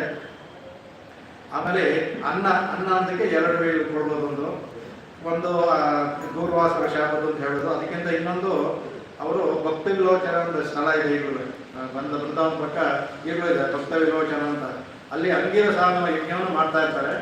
ಆ ಕಾಡು ಸ್ವಲ್ಪ ಕಾಡಾಗಿತ್ತು. ಮಾಡುವಾಗ ಇವರೆಲ್ಲ ಗೋಪಾಲಕರು ತುಂಬ ದಂಡಿರ್ತಾರೆ. ಹೊಟ್ಟೆ ಹೆಸರು ಕೃಷ್ಣ ಎಲ್ಲಿದ್ರು ಕೃಷ್ಣನೇ ಕೇಳುತ್ತಾನೆ. ಅದಕ್ಕೆ ನೋಡಲ್ಲಿ ಯಾಗ ಮಾಡ್ತಾ ಇದ್ದಾರೆ. ಅಲ್ಲಿ ಹೋಗ್ಬಿಟ್ಟು ಅವರಿಗೆ ಅವ್ರ ಹತ್ರ ಕೇಳೋ ಅನ್ನವನ್ನೇ ಕೇಳಿ ತಗೊಂಬ ಅಂತ ಹೇಳ್ತಾನಂತೆ. ನಾನು ಹೇಳ್ದೆ ಅಂತ ಕೇಳು ಅಂತ ಹೇಳ್ತಾನಂತೆ. ಅಲ್ಲಿ ಹೋಗ್ತಾನಂತೆ. ಹೋಗ್ಬಿಟ್ಟು ಈ ಥರ ಯಾರು ಅಲ್ಲಿ ಕೃಷ್ಣ ಹೇಳ್ದ, ಕೃಷ್ಣ ಆದರೂ ಯಾರು ಕಳಿಸೋದು, ಇನ್ನೂ ನಮ್ಮದು ಯಜ್ಞ ಮುಗಿದಿಲ್ಲ, ಯಜ್ಞ ಮುಗಿಯೋವರೆಗೂ ನಾವು ಕೊಡೋದಕ್ಕೆ ಬರೋದಿಲ್ಲ, ಯಜ್ಞ ಮುಗಿಯೋವರೆಗೂ ನಾವು ಕೊಡೋದಕ್ಕೆ ಬರೋದಿಲ್ಲ. ಹಾಗಾಗಿ ನೀವು ಹೋಗಿ ಅಂತ ಕಳಿಸ್ಬಿಡ್ತಾರೆ. ಪೂರ್ಣಾವಧಿ ಆಗಬೇಕಲ್ಲ, ಅದುವರೆಗೆ ಕೊಡೋದಿಲ್ಲ ಅಂತ ವಾಪಸ್ ಬರ್ತಾರೆ. ಕೃಷ್ಣ ಕಳಿಸ್ಬಿಟ್ರು, ನೀವು ಯಾರನ್ನೇ ಕೇಳಿದೆ ಅಂತ. ನಾನು ಕೇಳಿದ್ದೇನೆ, ಅಲ್ಲಿ ಹೋಗಿ ಪಾಕಶಾಲೆಯಲ್ಲಿ ಸ್ತ್ರೀಯರಿದ್ದಾರಲ್ಲ, ಆ ಪಾಕಶಾಲೆಯಲ್ಲಿರುವ ಸ್ತ್ರೀಯರನ್ನು ಕೇಳಿಪ್ಪ ನೀವು, ಇವ್ರನ್ನೆಲ್ಲ ಯಾಕೆ ಕೇಳ್ತೀರ ಅಂತ. ಅಲ್ಲಿ ಹೋಗ್ತಾರಂತೆ. ಆ ಪಾಕಶಾಲೆ ಸ್ತ್ರೀಯರು ಅಲ್ಲಿ ಮಾಡ್ತಾ ಇರ್ತಾರಲ್ಲ ಇವರ ಹೆಂಡತಿಯರೆಲ್ಲವೇ. ಆಗ ಅವರು ಏನು ಕೃಷ್ಣ ಕಳಿಸೋದನ್ನ ಅಂತೇಳಿ ಇಲ್ಲ ಹೇಗೆ ತೆಗೆದುಕೊಟ್ಟಿರ್ತಾರಂತೆ. ಅವರಿಗೆ ತಿನ್ಬಿಟ್ಟು. ಆಗ ಅವರೆಲ್ಲ ಬಂದು ಏನಿದು ಅಪಚಾರ, ನೀನು ಇದು ನೀನು ಯಜ್ಞ ಇನ್ನೂ ಮುಗ್ದಿಲ್ಲ, ಇನ್ನೂ ಪೂರ್ಣಾಹುತಿ ಆಗಿಲ್ಲ, ಅದಂತಲ್ಲ ಇವ್ರಿಗೆ ಇವ್ರಿಗೆ ಗೋಪಾಲಿಗೆಲ್ಲ ಕೊಟ್ಬಿಟ್ಟಿಲ್ಲ, ಇದೆಲ್ಲ ಅನಾಚಾರ ಇದೆ. ಅದಕ್ಕೆ ಹೇಳ್ತಾರೆ ಭಗವಂತನೇ ಕಳಿಸ್ತಾನೆ, ನೀವು ಕೊಡೋದು ಯಾರಿಗೆ? ಭಗವಂತನ ತಾನೆ, ಭಗವಂತನೇ ಕೇಳಿರೋದು, ಅವನು ಕೊಟ್ಟಿದ್ದೀವಿ ಹೋಗಿ ಅಂತಾನೆ. ಅಂದರೆ ಅಲ್ಲಿರುವ ಸ್ತ್ರೀಯರಿಗಿರುವಂಥ ಮನೋಭಾವ ಭಗವಂತನ ಜೊತೆಗೆ ಪುರುಷರಿಗೆ ಇರಲಿಲ್ಲ ಅಂದ್ಬಿಟ್ಟು ಅಂತ. ನೀವು ಯಾರು ಕೊಡ್ತೀರ ಕೊಡೋಣ? ಯಜ್ಞೋ ವೈ ವಿಷ್ಣು ಕಡೆ ಭಗವಂತ ಅವನಿಗೆ ಹೋಗುತ್ತೆ, ಅವನೇ ಸಾಕ್ಷಾತ್ ಕೇಳಿರ್ಬೇಕಾದ್ರೆ ನಾವು ನೇರವಾಗಿ ಕೊಟ್ಟಿದ್ದೀವಿ ಅಂತ ಹೇಳಿದ್ರು ಅಂದ್ಬಿಟ್ಟು ಅಂತ. ಹಾಗಾಗಿ ಅವರಿಗೆಲ್ಲ ವಸ್ತ್ರವನ್ನು ನೀಡ್ದ, ಅನ್ನವನ್ನು ನೀಡ್ದ ಅಂದ್ಬಿಟ್ಟು ಅಂತ. ಇನ್ನು ದೂರ್ವಾಸ ಶಾಪ ಎಲ್ಲರೂ ಗೊತ್ತಿದೆ. ಯಾಕೆ ಅವನು ದುರ್ಯೋಧನ ಬಂದು ದೂರ್ವಾಸನ ಚೆನ್ನಾಗಿ ಎಲ್ಲ ಇವನಿಗಿದ್ದ ಶಕುನ ಕಿತಾಪತಿ ಕಡೆಗೆ ಅವನು ಸಂತೋಷ ಆದ್ರೆ ಏನು ವರ ಕೇಳುವಂದ್ರೆ ಅವನು ಕೇಳೋ ವರ ನೋಡಿ. ಅಲ್ಲಿ ಹೋಗಿ ನೀವು ಅಲ್ಲಿ 5 ಜನ ಇರಬೇಕು, ಕಾಡಲ್ಲಿ ಇರ್ತಾರೆ, ಇವ್ರು 10,000 ಜನ ಶಿಷ್ಯರು. ಅಲ್ಲಿ ಹೋಗಿ ನೀವು ಅವ್ರ ಹತ್ರ ಭೋಜನ ಕೇಳೋದು, ದುರ್ಯೋಧನ ಧರ್ಮನ ಕೇಳಿ ಸರಿ ಇವ್ರು ವರ ಕೊಡ್ತಾರ ಅಂತ ಹೋಗ್ತಾರೆ. ಆಗ ತಾನೇ ಅವಳ ಹತ್ರ ಅಕ್ಷಯ ಪಾತ್ರ ಇರುತ್ತೆ, ಸೂರ್ಯ ಕೊಟ್ಟ ಅಕ್ಷಯ ಪಾತ್ರ ಇರುತ್ತೆ, ಅದು ಎಷ್ಟಾದ್ರೂ ಕೊಡುತ್ತೆ. ಅದೆಲ್ಲ ಆದ್ಮೇಲೆ ಮುಗಿಸ್ಬಿಟ್ಟು ಮೋಕ್ಷಕ್ಕೆ ಕೊಡ್ತಾನೆ. ಅದು ಮತ್ತೆ ಮಾರನೇ ದಿನಕ್ಕೆ ಅದು ಕೊಡೋದು, ಅಲ್ಲಿವರೆಗೂ ಅದೇನು ಕೊಡೋದಿಲ್ಲ. ಅದು ಮುಂದೆ ಒಂದ್ಸಲ ಕೊಡೋದು. ಅದು ಮೋಕ್ಷಕ್ಕೆ ಆಯ್ತು ಪಾತ್ರೆ ತೊಳೆದು ಇವರು ಅದನ್ನ ನೋಡಿಕೊಂಡು ಅದೆಲ್ಲ ಆದ್ಮೇಲೆ ಅದು ಹೇಳಿ ಕಳಿಸುತ್ತಾನೆ. ಇದೆಲ್ಲ ಅವ್ರ ಅಕ್ಷಯ ಪಾತ್ರ ಇರುತ್ತೆ, ಅದೆಲ್ಲ ಮುಗಿದ ಮೇಲೆ ಹೋಗಿ ಅಂತ. ಹೋಗಿ ನಾವು ಬಂದಿದ್ದೀವಿ 10,000 ಜನಕ್ಕೆ, ನೀನು ಭೋಜನ ಮಾಡಿದ್ರು ನಾವು ಸ್ನಾನ ಮಾಡ್ಕೊಂಡು ಬರ್ತೀವಿ ಅಂತ ಧರ್ಮರಾಯ ಆಗಲಿ ಅಂದ್ಬಿಡ್ತಾನೆ. ಅವರು ಬರ್ತಾರೆ, ದ್ರೌಪದಿ ಏನು ಇದು ಈ ಥರ ಮಾಡ್ಬಿಟ್ರಿ, ಆಗಲೇ ನಾನು ಮುಗಿಸಿಟ್ಟಾಯ್ತು, ಇನ್ನೆಲ್ಲಿ ಅದು ಒಬ್ಬರು 10,000 ಜನಕ್ಕೆ ಏನು ಮಾಡೋದು ಅಂದಾಗ ಇನ್ಯಾರು ಆಪತ್ತು ಬಂದು ಅಂತ ಇವರೆಲ್ಲ ತಳಗ ಕೃಷ್ಣ ಅಂತಾಳೆ. ಕೃಷ್ಣ ಬರ್ತಾನೆ ತಕ್ಷಣ ಏನಮ್ಮ ಅಂತಾರೆ, ಈ ಥರ ಆಯ್ತು ನೋಡ್ಬಿಟ್ಟು ಅಂತ ಹೇಳ್ತಾರೆ. ಹೇಳಿದಾಗ ಅಷ್ಟೇ ತಾನೇ ನಿಮ್ಮ ಪಾತ್ರ ಇಲ್ಲ, ಅದು ಮುಗಿಸಿಟ್ರಾಯ್ತು ಅಂತ. ಸರಿ ತಗೊಂಬ, ಅದಕ್ಕೇನಂತೆ ಅಂತ ತಗೊಂಡ್ರೆ ಆ ಕಡೆಯಲ್ಲಿ ಒಂದು ಇದರದ್ದು ಸೊಪ್ಪಿನ ಒಂದು ಚೂರು ಅಂಟಿಕೊಂಡಿರ್ತಾರೆ ಇದರಲ್ಲಿ, ಅದನ್ನ ತೆಗೆದು ಹಾಕೋದು. ಆಹಾ ಆಪ್ಯಾಯವಾಗಿದೆ ನನಗೆ, ಬದುಕೆ ಅಂತ ನನಗೂ ಹೊಟ್ಟೆ ಹೆಸರು ಕೊಡುವಂತ. ಏನು ಕೃಷ್ಣ ಪರೀಕ್ಷೆ ಮಾಡ್ತೀಯಾ, ನೀನು ಕರೆದಿದ್ದೆ ಇದಕ್ಕೆ ಅಂತ. ಇಲ್ಲ ಇಲ್ಲ ಅದು ತಗೊಂಬಂದಾಗ ಯಾವಾಗ ಅದು ತಗೊಳ್ತಾನೋ ಅಲ್ಲಿರುವಂಥ ಎಲ್ಲರಿಗೂ ಹೊಟ್ಟೆ ತುಂಬಿಟ್ಟು 10,000 ಜನಗೂ ಅನ್ನವನ್ನು ಕೊಟ್ಬಿಟ್ಟ ಭಗವಂತ. ಇನ್ನು ಬಂದರೆ ಅವಮಾನ ಆಗುತ್ತೆ ಅಂತ ಇಲ್ಲಿ ಬರೋದೆಲ್ಲ ಹಾಗೆ ಹೊರಗೋಗ್ತಾರೆ ಅವರು. ಈಗ ಒಂದು ಊಟ ಮಾಡೋದು ಊಟ ಮಾಡೋಕೆ ಆಗೋದಿಲ್ಲ ಅವರಿಗೆ. ಅನ್ನದಾನ ಹೇಳಿದ್ದಲ್ಲ, ಅನ್ನದಾನ ಒಂದೇ ತೃಪ್ತಿಪಡಿಸುವಂಥದ್ದು. ಅದು ಇಷ್ಟ ಒಂದು ಇದಾದ್ಮೇಲೆ ತಿನ್ನಕ್ಕಾಗೋದಿಲ್ಲ ಅವರಿಗೆ. ಆಗ ಅವ್ರಿಗೆಲ್ಲ ಕಂಠಪೂರ್ತಿ ಆಗ್ಬಿಟ್ಟಿರುತ್ತೆ ಶಿಷ್ಯರಿಗೆ, ಅವರಿಗೆಲ್ಲ. ಇನ್ನು ಬಂದು ಇವನ್ನೇನೋ ಬಡಿಸ್ಬಿಟ್ಟ ಅಂದರೆ ತಿಂದೆ ಆಗಲ್ಲ ಅಂದ್ಬಿಟ್ಟು ಹಾಗೆ ಹೊರಗೋಗ್ಬಿಡ್ತಾರೆ ಅವರು, ವಾಂತಿ ಆಗ್ಬಿಡುತ್ತೆ ಅಂದ್ಬಿಟ್ಟು ಅಂತ. ಹಾಗಾಗಿ ಅನ್ನವನ್ನು ಕೊಟ್ಟ ಭಗವಂತ ಅಂದ್ಬಿಟ್ಟು ಅಂತ ಇದನ್ನ ತಂದೆ ಮಾಡಿದಂತೆ ಹೇಳ್ತಾರ. ಹೇಳ್ತಾರೆ ಕಾರಣ ಗುಣ ಕಾರ್ಯೇ ಭವಂತಿ ಅಂದ್ಬಿಟ್ಟು ಅಂತ. ತಂದೆ ಮಾಡಿದ ಕೂಡ ಕಾರಣ ತಂದೆ, ವಸುದೇವನ ಕಾರಣ ಕಾರ್ಯವಾದ ಕೃಷ್ಣನಲ್ಲೂ ಬಂತು, ಈ ಮೂರನ್ನು ಕೊಟ್ಟ ಅವನು ಅಂದ್ಬಿಟ್ಟು ಅಂತ ಹೇಳ್ತಾರೆ. ಇದಕ್ಕೆ ಚಾಂದೋಗ್ಯೋಪನಿಷತ್ತಲ್ಲಿ ಬರುತ್ತೆ. ಇದೆಲ್ಲೂ ಉಪನಿಷತ್ತಿನ ಒಳಗಡೆ ಸಾರವನ್ನು ಹೇಳಿದಾಗೆ ಅದರಲ್ಲಿ ತೇಜೋಬನ್ನಂ ಅಂತ ಹೇಳ್ತಾ ಇದ್ದಾರೆ. ಇದರಲ್ಲಿ ಇದೆಲ್ಲ ಸದ್ವಿದ್ಯೆಯಲ್ಲಿ ಬರುವಂಥ ಸದ್ವಿದ್ಯೆ ತುಂಬ ದೊಡ್ಡ ವಿದ್ಯೆ. ಇಡೀ ತಿರುಪಾವೇ ಸದ್ವಿದ್ಯೆ, ಅದು ಕಡೆಯಲ್ಲಿ ಹೇಳ್ತಾರೆ. ಇಡೀ ತಿರುಪಾವೇ ಸದ್ವಿದ್ಯೆ. ಆ ಸದ್ವಿದ್ಯೆ ಅನೇಕ ಒಳಗಡೆ ಇದೆಲ್ಲ ಬರುತ್ತೆ. ಅದರಲ್ಲಿ ಬರ್ತಾರೆ ಸೃಷ್ಟಿ ಹೇಗಾಯ್ತು ಅಂತ ಹೇಳುತ್ತೆ. ನಾವು ಅದರಲ್ಲಿ ತ್ರಿವತ್ಕರಣ ಅಂತ ಹೇಳ್ತೀವಿ, ಚಾಂದೋಗ್ಯದ. ನಾವು ನೋಡಿ ಪಂಚೀಕರಣ ಅಂತ ಹೇಳ್ತೀವಿ. ಈ ಪಂಚೀಕರಣ ಅಂದ್ರೆ ಇದೆ, ವಾಯು ಆಕಾಶ ತೇಜಸ್ಸು ನೀರು ಪೃಥ್ವಿ ಇದೆಲ್ಲ 5ರಿಂದ ಆಗಿದ್ದು ಅಂತ. ಇಲ್ಲಿ ಆಕಾಶ ಮತ್ತು ವಾಯುವನ್ನು ಬಿಟ್ಬಿಡುತ್ತೆ. ಇಲ್ಲಿ ತೇಜೋಬನ್ನ ತೇಜೋಬನ್ನ ತೇಜ ಅಪ್ಪು ಅನ್ನ. ಅಪ್ಪಂದ್ರೆ ನೀರು, ತೇಜ ಅಂದ್ರೆ ತೇಜಸ್ಸು, ಅದು ಆಮೇಲೆ ಅನ್ನ ಅಂದ್ಬಿಟ್ಟು. ಆಕಾಶ ಮತ್ತು ವಾಯುವನ್ನ ಇದು ತಗೊಳ್ಳೋದಿಲ್ಲ. ಅದಕ್ಕೆ ವ್ಯಾಖ್ಯಾನದಲ್ಲಿ ಏನ್ ಮಾಡ್ತಾರೆ, ಇದು ಪಂಚೀಕರಣವೇ. ಅವೆರಡೂ ನಮ್ಮ ಕೈಗೆ ಸಿಗದೆ ಇರುವಂಥದ್ದು. ಆಕಾಶ ಮತ್ತು ವಾಯು ಕೈಗೆ ಸಿಗದೆ ಇರೋದು. ಇವು ಮೂರು ನಮ್ಮ ಕಣ್ಣಿಗೆ ಮೂರು ಕಣ್ಣು ಕಾಣೋದಿಲ್ಲ. ಆಕಾಶವು ಕಾಣೋದಿಲ್ಲ, ಸುಮ್ಮನೆ ಅನ್ಕೋತೀವಲ್ಲ ಆಕಾಶ ಕಣ್ಣೇ ಇಲ್ಲ, ಮತ್ತೆ ಇದು ಕಾಣೋದಿಲ್ಲ. ಹಾಗಾಗಿ ಅವೆರಡನ್ನ ಬಿಟ್ಟು ತ್ರಿವತ್ಕರಣವನ್ನು ಹೇಳಿದೆ ಅಂದ್ಬಿಟ್ಟು ಚಾಂದೋಗ್ಯದಲ್ಲಿ ಇದು ಪಂಚೀಕರಣವೇ ಅಂತ ಹೇಳ್ತಾರೆ. ಈ ಮೂರಿಂದ ಆಗಿರೋದು. ಇಲ್ಲಿ ತೇಜ ಅನ್ನೋದನ್ನ ಅನ್ನಕ್ಕೆ ಇದು ಮಾಡ್ತಾರೆ. ಅದರಿಂದ ಅಪ್ಪು ಅನ್ನ ತೇಜನ್ನ ಇದಕ್ಕೆ ಹೇಳ್ತಾರೆ, ಅಂಬಾರ ಬಟ್ಟೆ ಹೇಳ್ತಾರೆ. ತೇಜಸ್ ಅನ್ನೋದು ಒಂದು ಬಟ್ಟೆಗೆ ಹೇಳ್ತಾರೆ. ಅಪ್ಪು ಅನ್ನ ಅನ್ನೋದು ಇದೇ ಥರ ಕೊಟ್ಟ ನೀರು ಶೌರು ಬರ್ತಲ್ಲ, ಅದಕ್ಕೆ ಅದು ಬರುತ್ತೆ. ಅದರಲ್ಲಿ ಬರುತ್ತೆ. ಅದಕ್ಕೆ ಏನಂತಂದ್ರೆ ಪ್ರಾಣೋಮಯ ಅನ್ನಮಯಂ ಸೌಮ್ಯ. ಅವನಿಗೆ ಇವರು ಉದ್ದಾಲಕರು ಮಗನಾದಂಥ ಶ್ವೇತಕೇತು ಹೇಳೋದು ಅವನಿಗೆ ಸೌಮ್ಯ ಅಂತ ಹೇಳ್ತಾರೆ. ಅನ್ನಮಯಂ ಸೌಮ್ಯ ಮನಃ ಆಪೋಮಯ ಪ್ರಾಣ ತೇಜೋಮಯ ವಾಕ್ ಮನಸ್ಸು ಅಂದ್ಬಿಟ್ಟು ಇದು ಹೇಳ್ತಾರೆ. ಅದಕ್ಕೆ ಇದನ್ನ ಹೇಳ್ತಾರೆ ಅನ್ನಮಯ. ಇದರಲ್ಲಿ ನಮ್ದು ಅನ್ನಮಯ ಪ್ರಾಣಮಯ, ಇದು ಅನ್ನಮಯ ಮತ್ತೆ ಇದು ತೇಜೋಮಯ ನೀರಿನ ಮಯ ಮತ್ತು ಅನ್ನಮಯ ಇದರಿಂದ ಉಂಟಾಗಿರೋ ಶರೀರ ಅಂತ ಹೇಳ್ತಾರೆ. ಅದಕ್ಕೆ ಇದನ್ನ ತಗೊಂಡ್ರೆ ಮನಸ್ಸು ಪ್ರಾಣ ಮತ್ತು ಅದಕ್ಕೆ ಹೋಲಿಸ್ತಾರೆ. ಅದಕ್ಕೆ ವಾಕ್ ಇದಕ್ಕೆ ಅದರಿಂದ ಉಂಟಾಗುತ್ತೆ ತಗೊಂಡು ಮುಂದೆ ಹೋಗುತ್ತೆ ಅದಕ್ಕೆ. ಹಾಗಾಗಿ ಇಲ್ಲಿ ಆ ಶ್ರುತಿಯಲ್ಲಿ ಹೇಳಿರುವಂತಹದ್ದನ್ನು ಸಹ ಇವನು ಮಾಡಿದ್ದನ್ನು ಅಲ್ಲಿ ಅದನ್ನು ಹೇಳಿದ್ರು. ಹೇಗೆ ಅದು ಸದ್ವಿದ್ಯೆಯಲ್ಲಿ ತೇಜೋಬನ್ನಂ ಅಂತ ಹೇಳಿದ್ವಿ, ಅದು ಮೂರನ್ನು ಇದು ತೋರಿಸಿದ್ಲು ಅಂದ್ಬಿಡೋದನ್ನು ಹೇಳ್ತಾರೆ. ಆಮೇಲೆ ಇನ್ನು ಕೆಲವರು ಹೇಳ್ತಾರೆ ಇದು ಕೆಲವರು ಇದೆಲ್ಲ ಆಮೇಲೆ ಆಗಿರುವಂಥದ್ದು. ಏನೋ ಈ ಕೃಷ್ಣ ಇದು ಮಾಡಿದ್ದು, ಲತಾತ್ಮ ಇದು ಮಾಡಿದ್ದು, ಕಡೆಗೆ ಅವನು ಭಗವದ್ಗೀತೆಯಲ್ಲ ಆಮೇಲೆ ಇವರು ಎಲ್ಲ ನಿನ್ನೆ ಅಂತ ಹೇಳ್ತಾರಲ್ಲ, ಇದು ಒಂದು ವಿರುದ್ಧವಾಗುತ್ತಲ್ಲ ಅಂತ ಕೆಲವರು ಆಕ್ಷೇಪಣೆ ಬರುತ್ತೆ. ಆವಾಗ ಅದಕ್ಕೆ ಹೇಳ್ತಾರೆ, ಅದಕ್ಕೆ ವ್ಯಾಖ್ಯಾನ ಹೇಳ್ತಾರೆ, ಎಲ್ಲ ಪ್ರೇಮ ದೃಷ್ಟಿಯಿಂದ ಹೇಳಿದ ಮಾತುಗಳನ್ನ ಚಾರಿತ್ರಿಕ ದೃಷ್ಟಿಯಲ್ಲಿ ನೋಡಬಾರ್ದು ಅನ್ನೋದು ಅಂತ. ಇದೆಲ್ಲ ಪ್ರೇಮ ದೃಷ್ಟಿಯಿಂದ ಅಂದರೆ ಅವ್ರಿಗೆ ಎಲ್ಲ ಕಾಲೂ ಗೊತ್ತಾಗುತ್ತೆ ಅವರಿಗೆ. ಶ್ರುತಿನಲ್ಲಿ ಎಲ್ಲ ದೂರವಾಗಿ ಎಲ್ಲ ಹೆಸರು ಬರುತ್ತೆ, ವಿಶ್ವಾಮಿತ್ರು ಜಮದಗ್ನಿ ಎಲ್ಲ ಬರುತ್ತೆ. ಅಂದರೆ ಅಲ್ಲಿರೋ ಹೆಸರು ಶ್ರುತಿನಲ್ಲಿ ಏನು ಹಿಂದೆ ನಡೆಯುತ್ತೋ ಅದಕ್ಕೆ ಕಾಲ ಇಲ್ಲ, ಅದಕ್ಕೆ ಹಿಂದೆ ಏನು ನಡೆಯುತ್ತೋ ಈಗ ನಡೆಯುತ್ತೋ ಮುಂದೆ ನಡೆಯುತ್ತೋ ಎಲ್ಲವೂ ಅದರಲ್ಲಿ ಇರುತ್ತೆ. ಹಾಗಾಗಿ ಇವರಿಗೆ ಇವನು ಪ್ರಹ್ಲಾದ ಕೃಷ್ಣನ ಹೆಸರಿದ್ದಾನೆ, ಪ್ರಹ್ಲಾದ ಆಗಿ ಕೃಷ್ಣನ ಹೆಸರು ಕೃಷ್ಣನ್ ಹೇಳ್ತಾನೆ, ಅಲ್ಲಿಯೇ ಕೃಷ್ಣ ಬಂದ ಅಂತ ಕೇಳಬಾರ್ದು. ಅದರಿಂದ ಅವ್ರಿಗೆ ಎಲ್ಲವೂ ಇರುತ್ತೆ. ಅದರಿಂದ ಚಾರಿತ್ರಿಕ ದೃಷ್ಟಿಯಿಂದ ನೋಡಕ್ ಹೋಗಬಾರ್ದು ಇದನ್ನ. ಇದು ಪ್ರೇಮ ದೃಷ್ಟಿಯಿಂದ ಹೇಳಿದ ಮಾತು, ಆಂಧ್ರ ಹೇಳುವಾಗ ಇವೆಲ್ಲ ಆಗಿರ್ತದು. ಅದರಿಂದ ಅದನ್ನ ನೋಡಬಾರ್ದು ಅಂದ್ಬಿಟ್ಟು ಹೇಳ್ತಾ ಇದಕ್ಕೆ ಅವ್ರಿಗೆ ಮುಂದಾಗೋದು ಯಾರಿಗೆಲ್ಲ ಕನಸಿನ ಮೂಲಕವೋ ಇಲ್ಲ ಅವ್ರಿಗೆ ಭಗವಂತ ತೋರಿಸ್ತಾನೆ ಅದನ್ನು ತಗೋಬೇಕು ನಾವು ಅಂತ ಅದನ್ನು ಹೇಳ್ತಾ ಇದಕ್ಕೆ. ಆಮೇಲೆ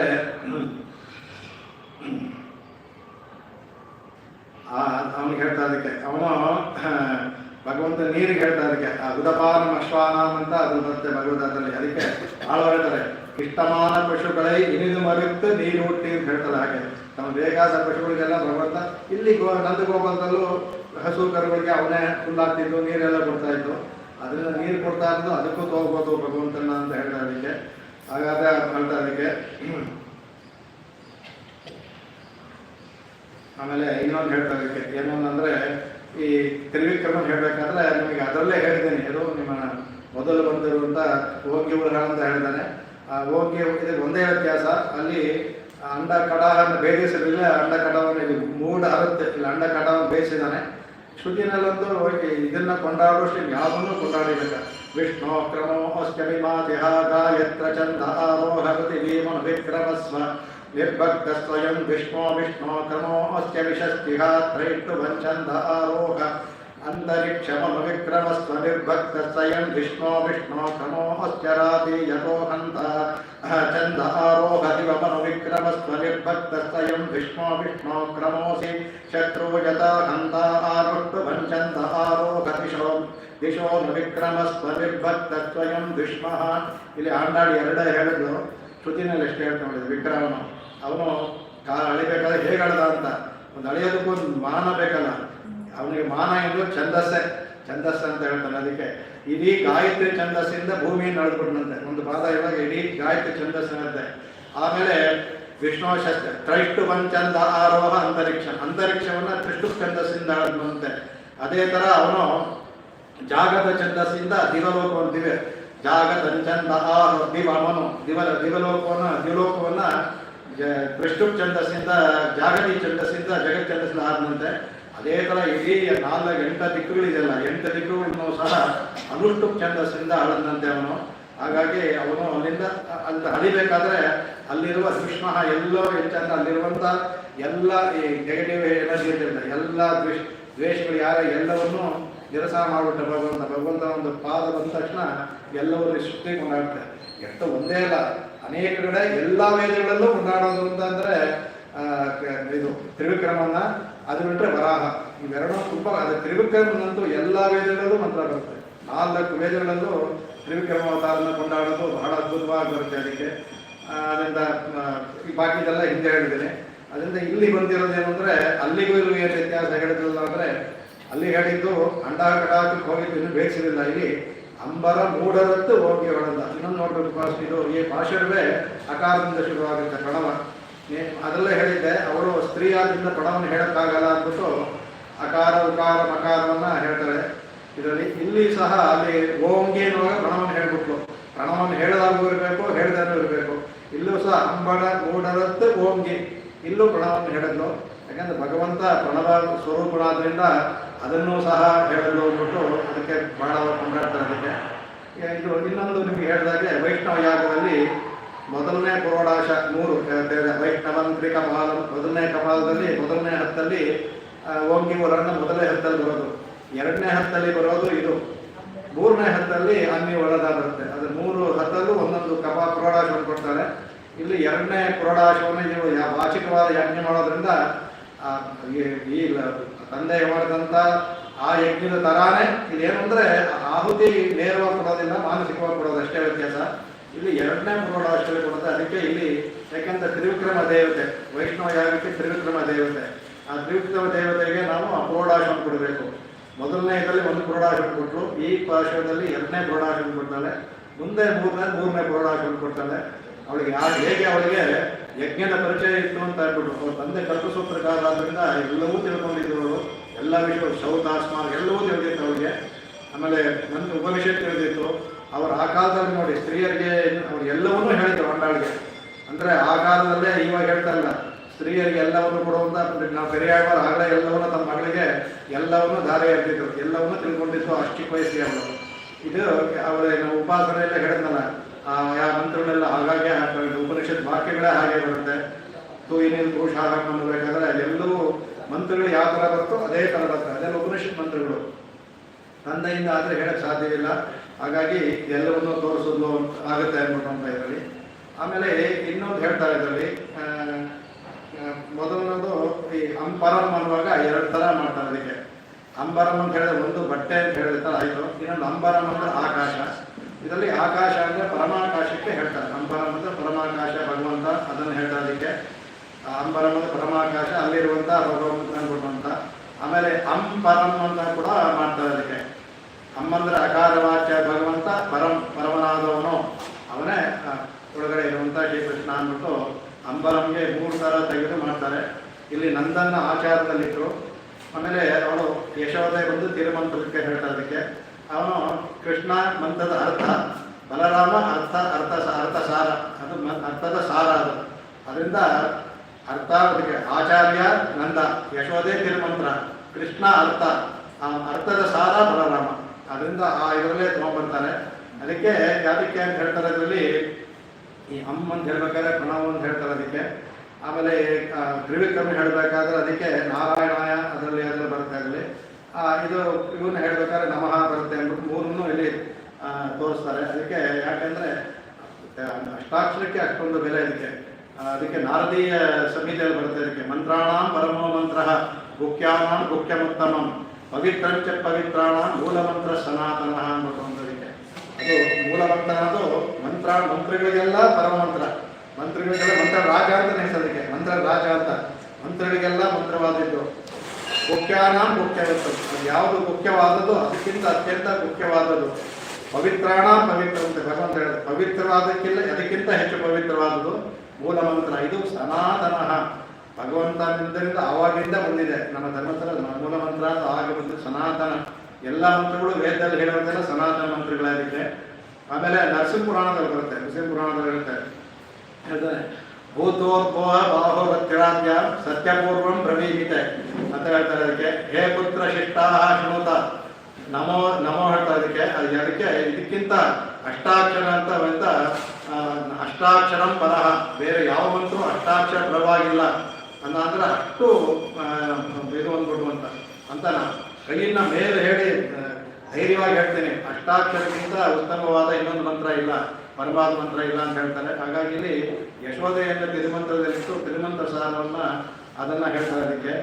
ಅದಕ್ಕೆ ಅವಳನ್ನು ಎಬ್ಬಿಸ್ಬೇಕಾದ್ರೆ ಅವ್ರು ಹೇಳ್ತಾರೆ ಹರಿವುರಾಯ್ ಅಂತ ಹೇಳ್ಬೇಕಾದ್ರೆ ತಿಳಿದುಕೊಳ್ಳುವಳಾಗು ಅನ್ನೋದು ಅರ್ಥ. ನಮ್ಮ ಗಾಯತ್ರಿಯಲ್ಲಿ ಜೀವನ ಪ್ರಚೋದಯ ಅಂತಂದರೆ ಅದು ನಮಗೆ ನಮ್ಮ ಅರಿವಿಗೆ ಬರಬೇಕು ಅಂತ, ನಮ್ಮ ಅರಿವಿಗೆ ಬರಲಿ ಅಂದ್ಬಿಟ್ಟು ಅಂತ ಇಲ್ಲಿ ಹೇಳ್ತಾರೆ. ಯಾತಕ್ಕೆ ಅವಳಿಗೆ ಹರಿವುರಾಯ್ ಹೇಳಿದ್ಲು ಅಂದ್ಬಿಟ್ಟು ಅಂತ. ಅವಳು ಎಲ್ಲವರೂ ಗೊತ್ತು ಅವಳಿಗೆ, ಆದರೆ ವಾತ್ಸಲ್ಯದಿಂದ ಅವಳಿಗೆ ವಾತ್ಸಲ್ಯದಲ್ಲಿ ಕಣ್ಣು ಬಿಡುತ್ತೆ. ಪೆರಿಯಾಳ್ವಾರು ಸರ್ ಅಸ್ಥಾನ ಪ್ರೇಮ ಅಂತಾರಲ್ಲ, ಅಸ್ಥಾನ ಪ್ರೇಮ. ಅದರಿಂದ ಅವನ ಪರತ್ವ ಅಂತ ತಿಳ್ಕೊಳ್ಳಿಲ್ಲ ಅವಳು. ಎಲ್ಲ ಅಂದ್ರೆ ಇನ್ನೂ ನನ್ನ ಮಗು ಅಂತೆಲ್ಲ ಅವ್ರಿಗೆ ಆಯ್ತು. ಆ ಇವನ್ ಬಂದಾಗ ಅದು ಮಂತ್ರ ಹಾಕಿಸ್ತಾಳೆ, ಶಕಡ ಇದು ಮಾಡಿದ್ರೆ ಕೂತಲ್ಲಿ ಅವ್ರ ಕೆಲಸ ಅವಳಿಗೆ ಮಂತ್ರವನ್ನು ಹಾಕಿಸಿ ಇದೆಲ್ಲ ಮಾಡಿಸ್ತಾಳೆ. ಅಂದ್ರೆ ಅವಳು ಇನ್ನೂ ಇದು ಅಷ್ಟಾಗಿ ನೋಡಿದ್ರೆ ಅವಳಿಗೆ ಅವಳಿಗೆ ಬಾಯಿನಲ್ಲಿ ಎಲ್ಲ ತೋರಿಸ್ತಾ ಇದೆಲ್ಲ ಮಾಡಿದ್ರು ಆ ವಾತ್ಸಲ್ಯದಿಂದ ಅವಳು ಇದಾಗ್ಬಿಡ್ತಂತೆ. ನನ್ನ ಮಗು ನಾನು ಕಾಪಾಡಬೇಕು ಅಂತ ಬಂದ್ಬಿಟ್ಟಿರ್ತವಲ್ಲ, ಅವನು ಭಗವಂತ ನಮ್ಮನ್ನು ಕಾಪಾಡ್ತಾ ಅಂತ ಬರೋದಿಲ್ಲ. ನೆರೆಯಾಳಿವರು ಪಲ್ಲಾಂಡ್ ಯಾರೇ ಪಲ್ಲಾಂಡ್ ಹೇಳೋದು ಅವನಿಗೆ. ಅಂದರೆ ಅಸ್ಥಾನ ಪ್ರೇಮ ಅಂತ, ಅದಕ್ಕೆ ಅಸ್ಥಾನ ಭಯ ಬರುತ್ತಂತೆ ಅವರಿಗೆ. ಎಲ್ಲ ಹೇಳ್ತಾರೆ, ಕಾಪಿಡ್ತಾರೆ, ಇದು ಮಾಡ್ತಾರೆ, ನಕ್ಷತ್ರ ತಪ್ಪ ಹೇಳ್ತಾರೆ, ಎಲ್ಲಿ ಕಂಸನ್ ಗೊತ್ತಾಗ್ಬಿಡುತ್ತೋ ಅಂದ್ಬಿಟ್ಟು ಹತ್ತಿನ ಬತ್ತಾನಾಡ್ ಅಂತ ಹೇಳ್ತಾರೆ, ನೀರಿಂದ ತಿರುವೋಣಂ ಅಂತಾರೆ. ರೋಹಿಣಿ ಅಂತ ಹೇಳೋದೇ ಇಲ್ಲ, ಯಾಕೆಂದ್ರೆ ಎಲ್ಲಿ ನಕ್ಷತ್ರ ತಿಳ್ಕೊಂಡು ಅವನಿಗೆ ಮಾಡಿಸ್ಬಿಡ್ತಾನೋ. ಅದು ಆ ಕಾಲದಲ್ಲಿ ನಕ್ಷತ್ರ ಹೆಸರು ಗೊತ್ತಿದ್ರು ನೀವು ಮಾತಾಡಂತ ಹೇಳಿ ಮಾಡಿಸ್ಬೋದು ಅಂತ ಎಲ್ಲ ಇದೆ. ಹಾಗಾಗಿ ಇದು ಅಸ್ಥಾನ ಪ್ರೇಮ ಅವಶ್ಯಕತೆ ಇಲ್ಲ, ಅಂದರೆ ವಾತ್ಸಲ್ಯದಿಂದ ಬರುವಂಥದ್ದು. ಅದಕ್ಕೆ ಇವ್ರು ಹೇಳ್ತಾರೆ, ಹರಿವರ ಇದ್ದರೆ ಅಲ್ಲಮ್ಮ ನಿನ್ನ ಮಗ ನೀನು ತಿಳ್ಕೊಂಡಂಗೆ ಪ್ರಾಕೃತ ಶಿಶುವಲ್ಲ, ಅವನು ಸಾಕ್ಷಾತ್ ಪರಮಾತ್ಮ ಅಂತ ನೀನು ತಿಳ್ಕೊಂಡು ಹಾಗು ಅಂತ ಒಂದರ್ಥ. ಇನ್ನೊಂದರ್ಥ, ನೀನು ಸ್ತ್ರೀ, ನಿನಗೆ ನಮ್ಮ ಮನಸ್ಸು ಗೊತ್ತಾಗುತ್ತೆ. ನಂದಗೋಪಾಲ ಪುರುಷನಾದ್ರಿಂದ ನಮ್ಮ ಒಳ್ಳೆಯವನೇ, ಅದು ನಮ್ಮ ಮನೋ ಇದು ತಿಳ್ಕೊಳ್ಳೋಕೆ ಸಾಧ್ಯವಿಲ್ಲ. ಒಂದು ಸ್ತ್ರೀ ಆದ್ರಿಂದ ಇನ್ನೊಂದು ಸ್ತ್ರೀಯ ಗುಣ ತಿಳ್ಕೋಬೇಕು. ನಮಗೆ ಏನು ಬೇಕು ಅಂತ ನಿನ್ಗೆ ಗೊತ್ತಿದೆಯಲ್ಲ ಹರಿವರ, ಅದನ್ನ ತಿಳ್ಕೊಂಡು ನೀನು ನಿನ್ನ ಮಗನಾದ ಕೃಷ್ಣನ ಕೊಡು ನಮಗೆ ಅನ್ನೋದೆಲ್ಲ ಹೇಳ್ತಾರೆ. ಅದಕ್ಕೆ ಕೇಳ್ತಾರೆ, ಅದಕ್ಕೆ ಹೇಳ್ತಾರೆ. ಅದಕ್ಕೆ ಹೇಳ್ತಾರೆ, ಅಂಬರಂ ಅನ್ನುವುದ ಆತ್ಮಸ್ವರೂಪವಾದ ಈಶ್ವರನ ವಿಕಾಸ ಮಾಡಿಸೋದು, ತಣ್ಣೀರನ್ನು ಅದನ್ನು ವರ್ಧಿಸುವ ಭೋಕ್ತೃತ್ವ, ಮರದ ವರ್ಧನೆ ಮಾಡೋದು. ಹೇಗೆ ಒಂದು ಸಸ್ಯಕ್ಕೆ ನೀರು ಹಾಕಿದ್ರೆ ಬೆಳೆಯುತ್ತೋ ಹಾಗೆ ಅದನ್ನು ಬೆಳೆಸುವುದು ತಣ್ಣೀರು ಅಂತ ಹೇಳುತ್ತೆ. ಅದಕ್ಕೆ ಶೋರು ಅನ್ನೋದು ಅದರಿಂದ ಉಂಟಾಗುವಂಥ ಒಂದು ಕೈಕರ್ಯಾದ ತೃಪ್ತಿ, ಅದು ಅದನ್ನು ಹೇಳ್ತಾರೆ. ಅದಕ್ಕೆ ಮೂಲ ಚರ್ಮ ಶ್ಲೋಕ ದ್ವಯ 3 ಬರುತ್ತೆ ಅಂತ ಇನ್ನೂ ಒಂದು ಅರ್ಥ ಮಾಡ್ತಾರೆ. ಇದಕ್ಕೆ ಅಂಬರಂ ಅನ್ನುವ 3 ಹೇಳ್ತಾರೆ. ತಣ್ಣೀರೇ ಶೋರಮನಿಗೆ. ಅಂಬರಂ ಅಂದ್ರೆ ಪರಮಾಕಾಶ ಅಂತ ಹೇಳಿದ್ರೆ ಇದಕ್ಕೆ ಅಲ್ಲಿ ವರ್ತಿಸುವಂತಹ ಇದು ಅಲ್ಲಿ ಭಗವಂತನ ಆತ್ಮಸ್ವರೂಪ ಹೋದ ತಕ್ಷಣ ಧರ್ಮಭೂತ ಜ್ಞಾನ ಪೂರ್ಣವಾಗಿ ವಿಕಸಿತವಾಗುತ್ತೆ. ಇಲ್ಲಿ ನಮಗೆ ಅಷ್ಟು ತುಂಬ ಕಮ್ಮಿ ವಿಕಸವಾಗಿರೋದಿಲ್ಲ. ಅಲ್ಲಿ ಹೋದ ಪೂರ್ಣ ವಿಕಾಸವಾದಾಗ ಎಲ್ಲ ಜ್ಞಾನವೂ ಬಂದ್ಬಿಡುತ್ತೆ. ಎಲ್ಲ ಜ್ಞಾನವೂ ಬಂದ್ಬಿಡುತ್ತೆ ಅಲ್ಲಿಗೆ. ಆಗ ಭಗವಂತನ ಆತ್ಮಸ್ವರೂಪ ನಮಗೆ ಗೊತ್ತಾಗುತ್ತೆ. ಗೊತ್ತಾದ ತಕ್ಷಣ ಅದಕ್ಕೆ ಅವರಿಗೆ ತಣ್ಣೀರು ಅನ್ನೋದಾಗ ಅವಾಗ ಭೋಕ್ತೃತ್ವ ಬರ್ತೀವಂತ ಭಗವಂತನ ಅಲ್ಲಿ ಹೇಳು ಏತತ್ಸಾಮಗಾಜನ್ನಾಸ್ತೆ ಅಂತ ಹೇಳ್ತಲ್ಲ, ಅಲ್ಲಿ ಭಗವಂತನ ಹಾಡೋದಕ್ಕೆ ಮಾಡಿಸ್ಕೊಡ್ತಾರೆ. ಆಗ ಅವರಿಗೆ ಭಗವಂತನ ಹಾಡೋದ್ರಲ್ಲಿ ಇರ್ತಲ್ಲ ಭೋಕ್ತೃತ್ವ ವೃದ್ಧಿ ನಿವೃತ್ತಿ ಆಗುತ್ತಂತೆ. ಅನುಭವಿಸೋದು ಭಗವಂತನ ನೋಡ್ತಾನೆ ಇಟ್ಕೊಡ್ತಾರಂತೆ. ಅದಕ್ಕೆ ಆ ಶೋರು ಅನ್ನೋದು ಅಲ್ಲಿ ಹೇಳ್ತಾರೆ, ಅಹಮನ್ನಾದೋ ಓಹಮನ್ನಾದೋ ಊಹಮನ್ನಾದ. ಅನ್ನಾದ ಅಂದ್ರೆ ಅನ್ನವನ್ನು ಅಂದ್ರೆ ಅನುಭವಿಸೋನು ಅಂತ. ಅಂದ್ರೆ ಇಲ್ಲಿ ಅನ್ನ ಅಂದ್ರೆ ಪ್ರಾಕಟವಾದ ಅನ್ನ ಅಲ್ಲ, ಭಗವಂತನ ಅನುಭವಿಸೋದೇ ಅನ್ನ ಅಂತ. ಭಗವಂತ ಅನ್ನ ಆದಾಗ ನಾವು ಅನ್ನಾದರಾಗ್ತಿರಂತೆ, ನಾವು ಅನ್ನ ಆದಾಗ ಭಗವಂತ ಅನ್ನಾದನಾಗ್ತಾನೆ. ಭಗವಂತನ ನಾವು ಅನ್ನ, ಭಗವಂತ ನಮಗನ್ನ, ಅಷ್ಟೇ ವ್ಯತ್ಯಾಸ. ಅದಕ್ಕೆ ಭಗವಂತ ನಮ್ಮನ್ನು ಅನುಭವಿಸ್ತಾನೆ, ನಾವು ಭಗವಂತನ ಅನುಭವಿಸ್ತೀವಿ. ಅದನ್ನ ಅಂಬರಮೇ ತಣ್ಣೀರೇಶು ಅಲ್ಲಿ ಸಿಗುವಂತಹದ್ದು ಅದು ಅಂದ್ಬಿಟ್ಟು ಅಂತ. ಅಲ್ಲಿ ಇವರು ಉತ್ತಮರು ಸ್ವಾಮಿ ಹೇಳ್ತಾರೆ, ಅಂಬರಮ್ಮ ತಣ್ಣೀರು ಅವರು ಚೆನ್ನಾಗಿ ಮಾಡಿದ್ದಾರೆ. ಅಲ್ಲಿ ಹೋದಾಗ ಕೌಶಿಕಿ ಉಪನಿಷತ್ತಲ್ಲಿ ಬರುತ್ತೆ. ಅದು ಯಾವ ಥರ ಬರುತ್ತೆ ಅಂತ, ಅಲ್ಲಿ ಇಲ್ಲಿಂದ ಹೋದಾಗ ಇಲ್ಲಿ ಎಲ್ಲರೂ ನಮಗೆ ಇಲ್ಲಿಂದ ಹೋಗ್ತಾರೆ ಅಂತ ಗೊತ್ತು. ಅಲ್ಲಿ ಯಾವ ಥರ ನಮ್ಮನ್ನ ಹೋಗ್ತಾರೆ ಅನ್ನೋದು ಎಲ್ಲೂ ಸಿಗೋದು. ಕೌಶಿಕಿ ಉಪನಿಷತ್ತಲ್ಲಿ ಮಾತ್ರ ಪರ್ಯಾಂಕ ವಿದ್ಯೆ ಅಂತ ಬರ್ತಾ ಅದರಲ್ಲಿ ಹೇಳ್ತಾರೆ.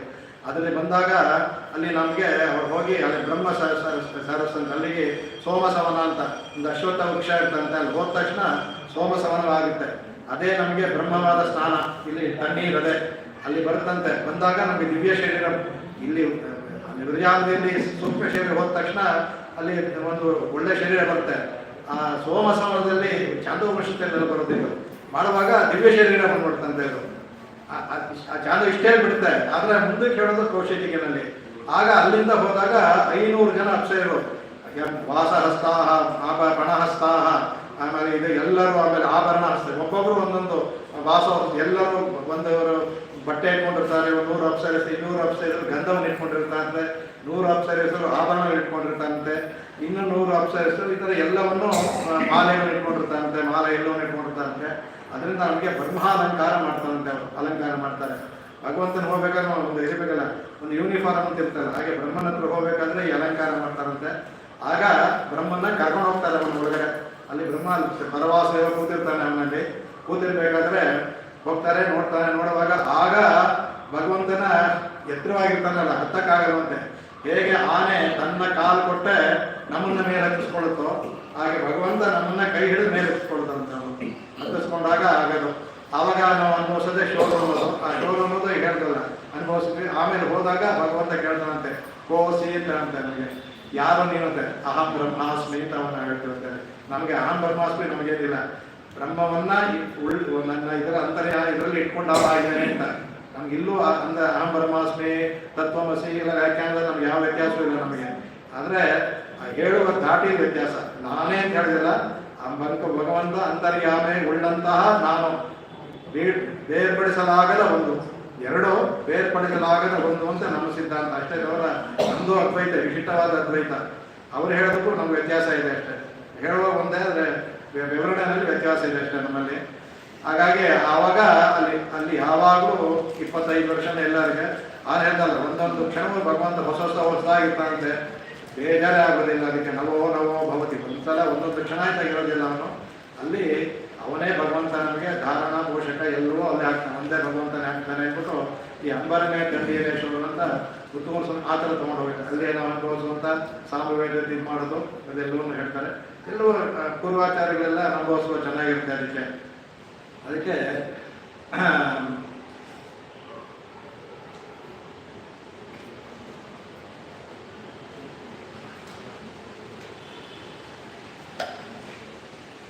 ನಂದಗೋಪಾಲನ್ನ 5 ಭಾಷೆಗಳಲ್ಲಿ ಅವರ ಅಂಗಾಳ ವರ್ಣಿಸೋದು ವಿಶೇಷ. 5 ಭಾಷೆಗಳಲ್ಲಿ ನಂದಗೋಪನ ವರ್ಣಿಸ್ತಾನೆ. ಮೊದಲು ಪೂರ್ವೇ ಕೊಡನ್ ತೊಯ್ಲು ನಂದಗೋಪ ಅಂತ ಹೇಳಿ ಮೊದಲನೇ ಭಾಷೆದಲ್ಲೇ, ಅದರಲ್ಲಿ ಅವನು ಜಿತಕ್ರೋಧ ಅಂತ, ರಾಮನಿಗಿದ್ದ ಜಿತಕ್ರೋಧ. ಆದರೆ ಆಕ್ರೋಶ ಒಂದು ಗುಣ ಅಂತಾರೆ.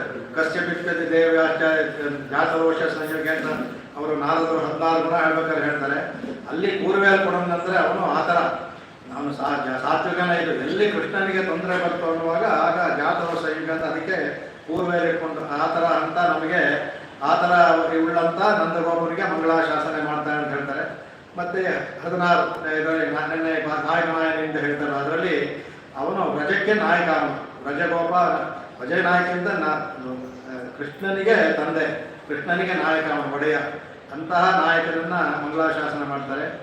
ಇವತ್ತಿನ ಇದರಲ್ಲಿ ಮಾಡ್ತಾನೆ ಅವನು ಎಂಬೆರಮಾನ ಅಂತಾರೆ, ಅಂಬರಮೆ ತಿಳಿದಕ್ಕೆ ಅವನ ಅತಿಶಯವಾದ ಔದಾರ್ಯ. ಅವನು ಎಲ್ಲವನ್ನೂ ದಾನ ಕೊಡ್ತಿದ್ದಲ್ಲ. ಬರಗಾಲದಲ್ಲಿ ಇರಬೇಕಾದ್ರೆ ಕೊಡ್ತಿದ್ದ, ಹಾಗೆ ಬಿಟ್ಟು ನಿಲ್ಲಿಸಲಿಲ್ಲ. ಅವನು ಬರಗಾಲದಲ್ಲಿ ಕೊಡ್ತಿದ್ದು ಕಡೆಯವರೆಗೂ ಕೊಡ್ತಾನೆ ಇದ್ದ. ಅವನ ಔದಾರ್ಯಕ್ಕೆ ಮಂಗಳಾಶಾಸನ. ಮುಂದಿನ ಭಾಷೆಯ ಒಂದು ಮತಗಳಲ್ಲಿ ಅವನ ಬಲಾಢ್ಯ, ಅದಕ್ಕೆ ಅವನ ಶಕ್ತಿ, ಅವನಿಗೆ ಒಂದು ಮತಗಳೇ ನಿರಸನ ಮಾಡ್ತಿದ್ದ. ಒಂದು ಆನೆ ಮದಗಿಡದ ಆನೆ ಬಂದರೆ ಕರೆದು ನಿಲ್ಲಿಸೋ ಶಕ್ತಿ ಇತ್ತು ಅಂತ ಅವನ ಶೌರ್ಯಕ್ಕೆ ಬಲಕ್ಕೆ ಮಂಗಳಾಶಾಸನ ಮಾಡ್ತಾರೆ. ಮತ್ತು ಏತಕ್ಕಣಗಳೇ ಬರುತ್ತೆ. ಆ ಏತಕ್ಕಣಗಳಲ್ಲಿ ವಾಸುದೇವನ ಹೆಸರು ಇದ್ರು ಆತ ಪಡೆಯುತ್ತಾನ ಅಂತ ಹೇಳ್ಬೇಕಾದ್ರೆ ವಸುದೇವನ್ನ ಹೇಳ್ತಾರೆ. ಅದಕ್ಕೆ ಅಲ್ಲಿ ಅವನಿಗೆ ಸಮೃದ್ಧಿ, ಗೋ ಸಮೃದ್ಧಿ ಇದೆಯಲ್ಲ, ಆ ಗೋ ಸಮೃದ್ಧಿ ಉಳ್ಳಂತಹ ನಂದಗೋಪನ್ ಆ ಥರ 5 ಭಾಷೆಗಳಲ್ಲಿ ಆಂಡಾಳ ಅವನಿಗೆ ವಸುದೇವನಿಗೆ ಮಂಗಳಾಶಾಸನ ಮಾಡಿದ್ದಾರೆ. ಅದಕ್ಕೆ ಆಮೇಲೆ ಅದನ್ನು ಹೇಳ್ತಾರೆ. ಆಮೇಲೆ ಇದು ಈ ತಿರುಮಂತ್ರಕ್ಕೆ ವಿಶೇಷ ಹೇಳ್ತಾರೆ. ತಿರುಮಂತ್ರಕ್ಕೆ ಏನು ಅಂದರೆ ಶ್ರೀ ವೈಷ್ಣವತ್ವವನ್ನು ಕೊಡುವಂಥ ಮಂತ್ರ. ಮಂತ್ರೋಪದೇಶ ಮಾಡ್ತಾರಲ್ಲ, ಸಂಚಯ ನಮಸ್ಕಾರ ಆದಾಗ ಮೊದಲು ಮಾಡೋದೇ ಅದು ಮಾಡುವಾಗ ಅದು ಪ್ರಣವ ಹೇಳಬೇಕು, ಪ್ರಣವ ಅವನು ಹೇಳಬೇಕು, ಅದು ಅವರ ಅಧಿಕಾರದ ಮೇಲೆ ಹೋಗುತ್ತೆ. ಅವರ ಮಂತ್ರಕ್ಕೆ ಏನು ವ್ಯತ್ಯಾಸ ಆಗೋದಿಲ್ಲ. ಮೊದಲು ಉಪದೇಶ ಮಾಡೋ ಮಂತ್ರವೇ ಅದು. ಯಾಕಂದ್ರೆ ಹೇಳ್ತಾರೆ ವೈಷ್ಣವತ್ವ ಬರೋದೇ ಈ ಮಂತ್ರ ಉಪದೇಶವಾದಾಗ. ಇದನ್ನೇ ಭಾಷ್ಯಕಾರರಲ್ಲಿ ಇದ್ದು ಯಾರು ಬೇಕಾದರೂ ಆಸ್ತಿಗೆ ಬಂದು ನಾವು ಉಪದೇಶ ಮಾಡ್ತೀನಿ ಅಂತ ಎಲ್ಲರಿಗೂ ಕೊಟ್ಟರು ಅಂತ ಹೇಳಿದಾರಲ್ಲ. ಎಲ್ಲರಿಗೂ ಶ್ರೀ ವೈಷ್ಣವ ಲೋಕ ಜನರ ಉದ್ಧಾರ ಆಗಲಿ ಅನ್ನೋದಕ್ಕೆ ಹೇಳ್ತಾರೆ. ಇದನ್ನೇ ನಮ್ಮ ತಿರುವಂಗ ಹೇಳ್ತಾರೆ. ಕುಲಂತರಂ ಶಲ್ವಂ ತಂದಿಡಂ ಅಂತ. ಕುಲಂತರಂ ಶಲ್ವಂ ತಂದಿಡಂ ಅಂತ. ಕುಲ ಅಂದರೆ ವೈಷ್ಣವ ಕುಲವನ್ನು ಕೊಡುತ್ತೆ ಅಂತ.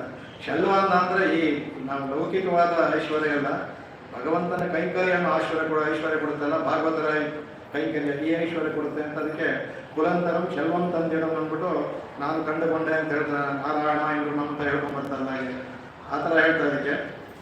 ಆಮೇಲೆ ಇನ್ನೊಂದು ಹೇಳ್ತಾರೆ ಅದಕ್ಕೆ, ಈ ಉತ್ತಮ ಸ್ವಾಮಿ ಇದು ಇನ್ನೊಂದು ಅಂಬರಮನ ಇನ್ನೊಂದು ಥರ ವ್ಯಾಖ್ಯಾನ ಮಾಡ್ತಾರೆ. ಈ ಕೆಲವು ಅನುಭವಿಸೋಣ, ಅದೆಲ್ಲ ಚೆನ್ನಾಗಿರುತ್ತೆ. ಅದಕ್ಕೆ ಅವನು ಅಕಾಲ ಅಮ್ಮ ಅನ್ನೋದಕ್ಕೆ ಅಂಬರಮನು ಅಕಾಲ ವಾಚನದ ಬ್ರಹ್ಮ ಅಕಾಲ ಅಂತ ಹೇಳಿದ. ಅದಕ್ಕೆ ಅವನು ಸರ್ವವ್ಯಾಪಿ ಅಕಾಲ ವಾಚನಾದ ಬ್ರಹ್ಮ ಅವನು. ಅದಕ್ಕೆ ಅನ್ನಂದರೆ ಅವನಿಗೆ ಅನ್ನವನ್ನು ಬೆಳಿಬೇಕಾದ್ರೆ ನೀರು ಬೇಕು ಅಂತ. ನೀರು ಬೇಕಾದಕ್ಕೆ ಅತ್ಯಂತ ಅವಶ್ಯಕವಾದ ವಸ್ತು ಅದು. ಅದರಿಂದ ಅದಕ್ಕೆ ಹೇಳ್ತಾರೆ, ಅದಕ್ಕೆ ಉಪಾಯ ಜ್ಞಾನ ಅಂತಾರೆ. ಅದು ಉಪಾಯ ಅನ್ನೋದು. ತಂಡಿ ಅನ್ನೋದು ಉಪಾಯ ಆಗುತ್ತಂತೆ. ಇಲ್ಲಿ ಇಲ್ಲಿ ಆ ಉಪಾಯ ಅನ್ನೋನ್ನ ಧ್ಯಾನವನ್ನು ತಗೊಂಡು ಉಪಾಯನ ಧ್ಯಾನಕ್ಕೆ ತಗೊಂಡು ಭಕ್ತಿ ರೂಪವಾದ ಧ್ಯಾನ ಅದಾಗುತ್ತೆ ಅಂತ ಹೇಳ್ತಾರೆ. ಶೋರು ಅನ್ನೋದು ಭಗವಂತನ ಅನುಭವ, ಅದೇ ಶೋರು ಅಲ್ಲಿ ಹೇಳಿದಾಗ ಅದಕ್ಕೆ ಅಲ್ಲಿ ಅಹಮನ್ನಾದ ಅಂತ ಹೇಳಿದ್ರೆ ಭಗವಂತ ಅನುಭವವೇ ಶೋರು. ಅದರಿಂದ ಈ ಅಂಬರಂ ಅನ್ನೋದಕ್ಕೆ ಅದನ್ನು ಮೂರು ಹೇಳ್ತಾ ಅದಕ್ಕೆ ಅದಂದರೆ ನಮಗೆ ಬೇಕಾಗಿರುವಂಥ ಧಾರಣ, ಧಾರಕ, ಪೋಷಕ, ಭೋಗ್ಯತ್ವ ಮೂರು ಸಹ ಇಲ್ಲಿ ಹೇಳಿದ್ರು. ಇಲ್ಲಿ ಕೊಡ್ತಾನೆ ಎಲ್ಲವೂ ನಮಗೆ ಹೇಳ್ತಾನಂತೆ, ನೀನು ಕೊಡುವ ಈ ಮೂರು ನಿತ್ಯ ಕೊಡ್ತೀಯಲ್ಲ, ಇದು ನಮಗೆ ಬೇಡ, ಇದೆಲ್ಲ ಅಶಾಶ್ವತವಾದದ್ದು. ಶಾಶ್ವತವಾದ ಧಾರಣ, ಪೋಷಕ, ಭೋಗ್ಯ ಒಳಗಡೆ ಮಲಗಿದಾನಲ್ಲ ಅವನು ನಮಗೆ ಕೊಡೋ ಅಂತ ಹೇಳ್ತಾರೆ ಅಂದ್ಬಿಟ್ಟು ಅಂತ ಅದನ್ನು ಹೇಳ್ತಾರೆ. ಅದಕ್ಕೆ ಇದರಲ್ಲಿ ಅಂಬರಂ ಅಂದರೆ ಪ್ರಣವವನ್ನು ಹೇಳ್ತಾರೆ. ಅದಕ್ಕೆ ಶೋರು ಅಂತ ಹೇಳುವಾಗ ಭಗವಂತ ನಾರಾಯಣನ ಹೇಳ್ತಾರೆ ಅಂತಾರೆ. ಅದಕ್ಕೆ ತಣ್ಣೀರೇ ನಮಃ ಅಂದ್ಬಿಟ್ಟು ಅದರಲ್ಲಿ ತಗೊಂಡು ಇಲ್ಲಿ ಮೂಲ ಮಂತ್ರವನ್ನು ಹೇಳಿದೆ ಅಂದ್ಬಿಟ್ಟು ಅದನ್ನು ಕೂಡ ಹೇಳ್ಕೊಡ್ತಾರೆ. ಅದಕ್ಕೆ ಆಮೇಲೆ ಇದಕ್ಕೆ ಇನ್ನೂ ಒಂದು ವಿಶೇಷವಾಗಿ ಹೇಳ್ಬೋದು ನಿಮಗೆ. ಮೂರು ಇಲ್ಲಿ ಇದನ್ನು ಹೇಳ್ತಾರೆ. ಅದಕ್ಕೆ ಈ ಅಂಬರಮೇ ತಣ್ಣೀರೇ ಅನ್ಬೇಕಾದ್ರೆ ಎಂಬೆರಮಾನ್ ಅಂತ ಅವ್ರಿಗೆ ಮಾಡೋದಲ್ಲ, ಹೇಗೆ ಭಗವಂತ ಅಂತ ಎಂಬೆರಮಾನ್ ಅನ್ನೋದು ಭಗವಂತನಿಗೆ ಹೇಳಬೇಕು. ಇಲ್ಲಿ ನಂದನಿಗೆ ಎಂಬೆರಮಾನ್ ಅಂತ ಹೇಳಿದ್ಲಲ್ಲ ಅದಕ್ಕೆ ಹೇಳ್ತಾರೆ. ಅದಕ್ಕೆ ಅಂದರೆ ನಾವು ಈಗ ಭಗವಾನ್ ಶಬ್ದವನ್ನು ಭಗವಾನ್ ವಾಸುದೇವ, ಭಗವಾನ್ ಪಾಣಿನಿ ಹೇಳ್ತೀವಿ. ಅಂದರೆ ಅವರಿಗೆ ಗೌರವ ಸೂಚ, ಭಗವಾನ್ ಅಂದರೆ ಭಗವಂತ ಒಬ್ಬನೇ, ಅವರ ಸ್ಥಾನದಲ್ಲಿ ಹತ್ರ ಬರ್ತಾರೆ ಅನ್ನೋ ಅರ್ಥದಲ್ಲಿ ಹೇಳೋದೇ ತವರ ಅವರೇ ಅಂತ ಹೇಳೋದಿಲ್ಲ. ಅದು ಅವರ ಅಂತಹ ಮಹಾನ್ ಭಗವಂತನಷ್ಟೇ ಮಹಾನ್. ಅದರಿಂದ ಈ ಭಗವಾನ್ ವಾಸುದೇವ, ಭಗವದ್ ರಾಮಾನುಜ ಅಂತ ಹೇಳ್ತೀವಿ. ಆ ಸ್ಥಾನಕ್ಕೆ ಹತ್ರ ಬರ್ತಾರೆ ಅಂತ ಅದೇ ಅಂತಲ್ಲ. ಅದಕ್ಕೆ ಮೂರು ಹೇಳ್ತಾರೆ. ಅದಕ್ಕೆ ಅಭಿಧಾವೃತ್ತಿ ಅಂತ ಲಕ್ಷಣ ಬೇಕು, ಕಾವ್ಯ ಲಕ್ಷಣ ಹೇಳ್ತಾರೆ. ಅದು ಮುಖ್ಯಾರ್ಥವನ್ನು ಹೇಳುತ್ತೆ, ಲಕ್ಷಣವನ್ನು ಹೇಳುತ್ತೆ, ವ್ಯಂಗ್ಯವನ್ನು. ಅದಕ್ಕೆ ಅಭಿಧಾವೃತ್ತಿ ಅಂತ ಹೇಳುತ್ತೆ. ಮುಖ್ಯವಾದ ಅರ್ಥ ಭಗವಂತನಿಗೆ ಹೊಂದೋದು, ಎಂಬೆರಮಾನ ಅನ್ನೋದು ಏನಿಲ್ಲ.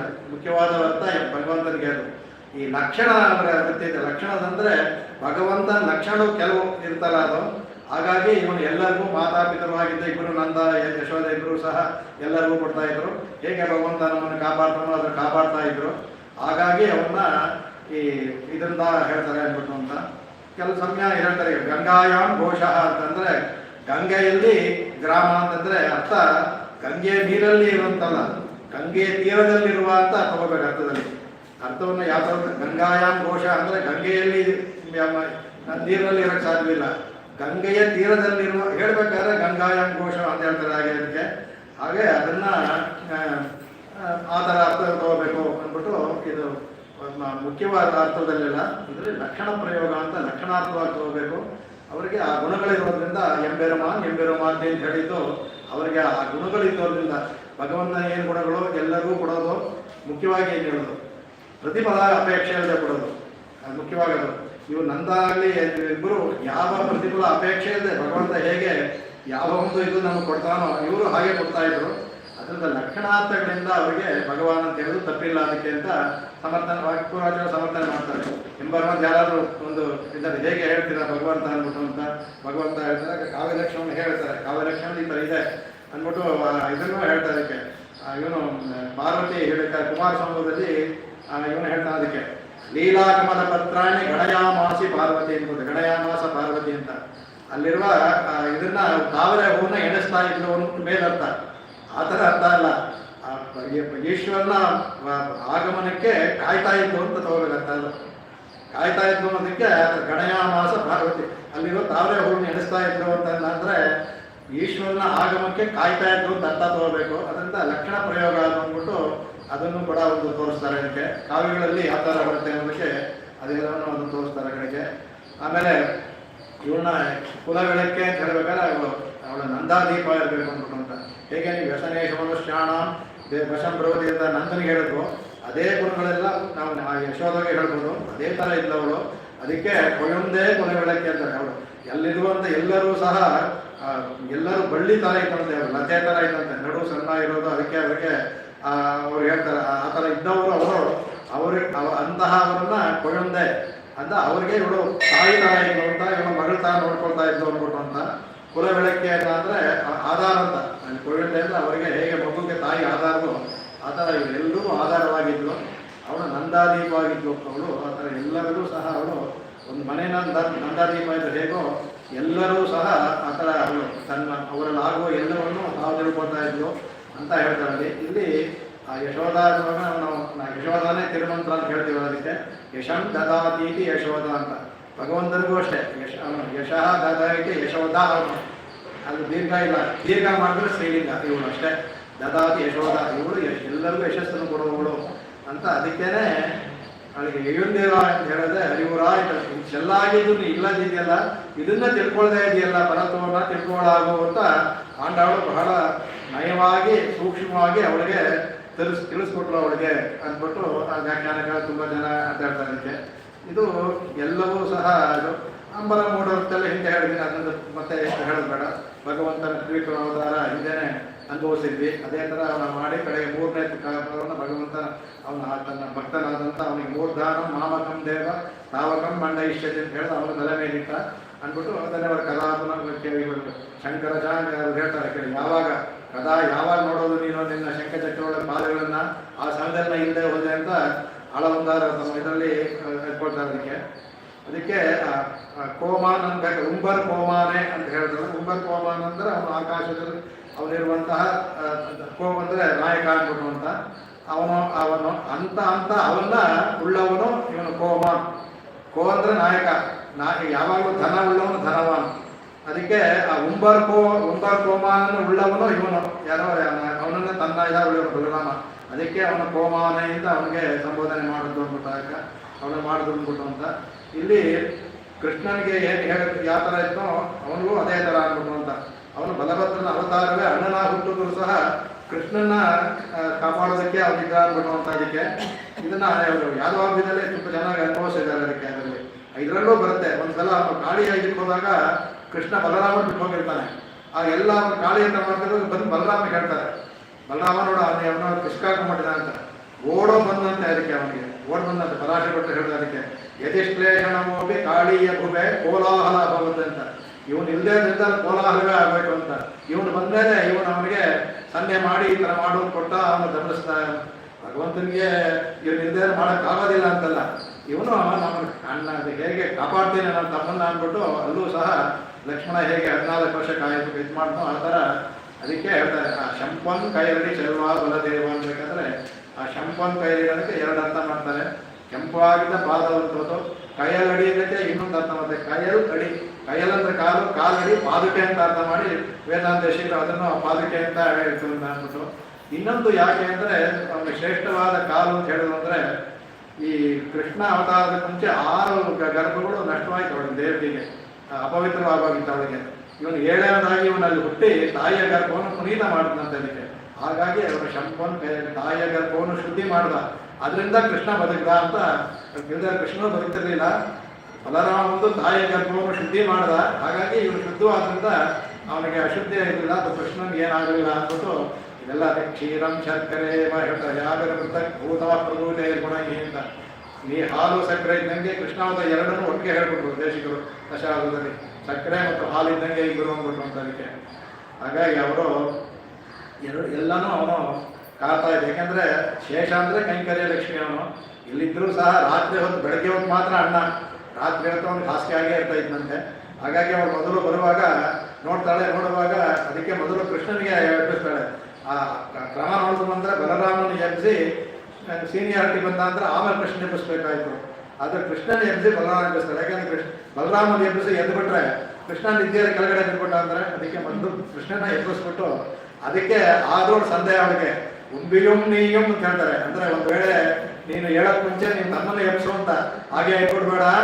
ಒಂದು ವೇಳೆ ಅಕಸ್ಮಾತ್ ಅವನು ಇನ್ನೂ ನಿದ್ದೆ ಹೆಚ್ಚಿದೆ ಅಂದ್ರೆ ಅವ್ನು ಬಿಟ್ಬಿಟ್ರೆ ಕಷ್ಟ. ಅದಕ್ಕೆ ನಿನ್ನೆ ಅವಳ ಕೃಷ್ಣನ ಎಬ್ಸಾದ್ಮೇಲೆ ಇವನು ಹೇಳಿದಾಗಿತ್ತು ಉಂಬಿಯುಂ ನೀಯುಂ ಅಂತ ಹೇಳ್ತಾರೆ. ನಿನ್ನನ್ನು ಅವ್ನಿಗಿಬ್ರಿಗೂ ಹೇಳ್ತಾರೆ. ಅಂದ್ರೆ ಅವನು ನೀನು ಎಬ್ಬಿಸ್ಬಿಟ್ಟು ಆಮೇಲೆ ಹೇಳುವಂದ್ಬಿಟ್ಟು ಅಂತ, ಕೆಳಗಡೆ ಬಿಟ್ಬಿಟ್ರೆ ಕಷ್ಟ ಅಂದ್ಬಿಟ್ಟು. ಅದೇ ಇದೆಲ್ಲ ಅನುಭವಿಸೋದಷ್ಟೇ. ಎಲ್ಲರೂ ನಮ್ಮ ಆಚಾರ್ಯಗಳು ಚೆನ್ನಾಗಿ ಅನುಭವಿಸ್ತಾರೆ ಅದಕ್ಕೆ. ಆಮೇಲೆ ಇನ್ನೊಂದು ವಿಷಯ ಹೇಳ್ತಾರೆ ಅದಕ್ಕೆ. ನಂದನಿಗೂ ಸಹ ಇವರಿಗೂ ದಶರಥನಿಗೂ ಒಂದು ಹೋಲಿಕೆ ಮಾಡ್ತಾರೆ. ದಶರಥ ರಾಮನ್ನ ಕಳಿಸೋದಾಗ ಕಳಿಸ್ಲಿಲ್ಲ, ಬಡಬಟ್ಟಿ ಕಳಿಸ್ಲಿಲ್ಲ. ಅಯ್ಯೋ ಅದೆಲ್ಲ ಹೇಳ್ದ ಅವನು ಇನ್ನು 14 ವರ್ಷ ನಾನು ಬರ್ತೀನಿ ಬೇಕಾದ್ರೆ ಅವನಿಗೆ ಇನ್ನು ಶಸ್ತ್ರಾಭ್ಯಾಸ ಮುಗಿದಿಲ್ಲ. ಅದ್ರ ಕಡೆಗೆ ವಿಶ್ವಾಮಿತ್ರಿಗೆ ಬೇಜಾರಾಗಿ ಹೋಗು ಕೊಡು ಇಲ್ಲ ಅವೆಲ್ಲ ಬಂದಾಗ ವಸಿಷ್ಠರು ಬಂದು ಉಪದೇಶ ಮಾಡಿ ಇಲ್ಲ ನಿನ್ನ ಮಗನ ಒಳ್ಳೇದಕ್ಕೆ ಹೇಳ್ತಾರೆ ಕಳಿಸ್ಕೊಡ್ತಾರೆ.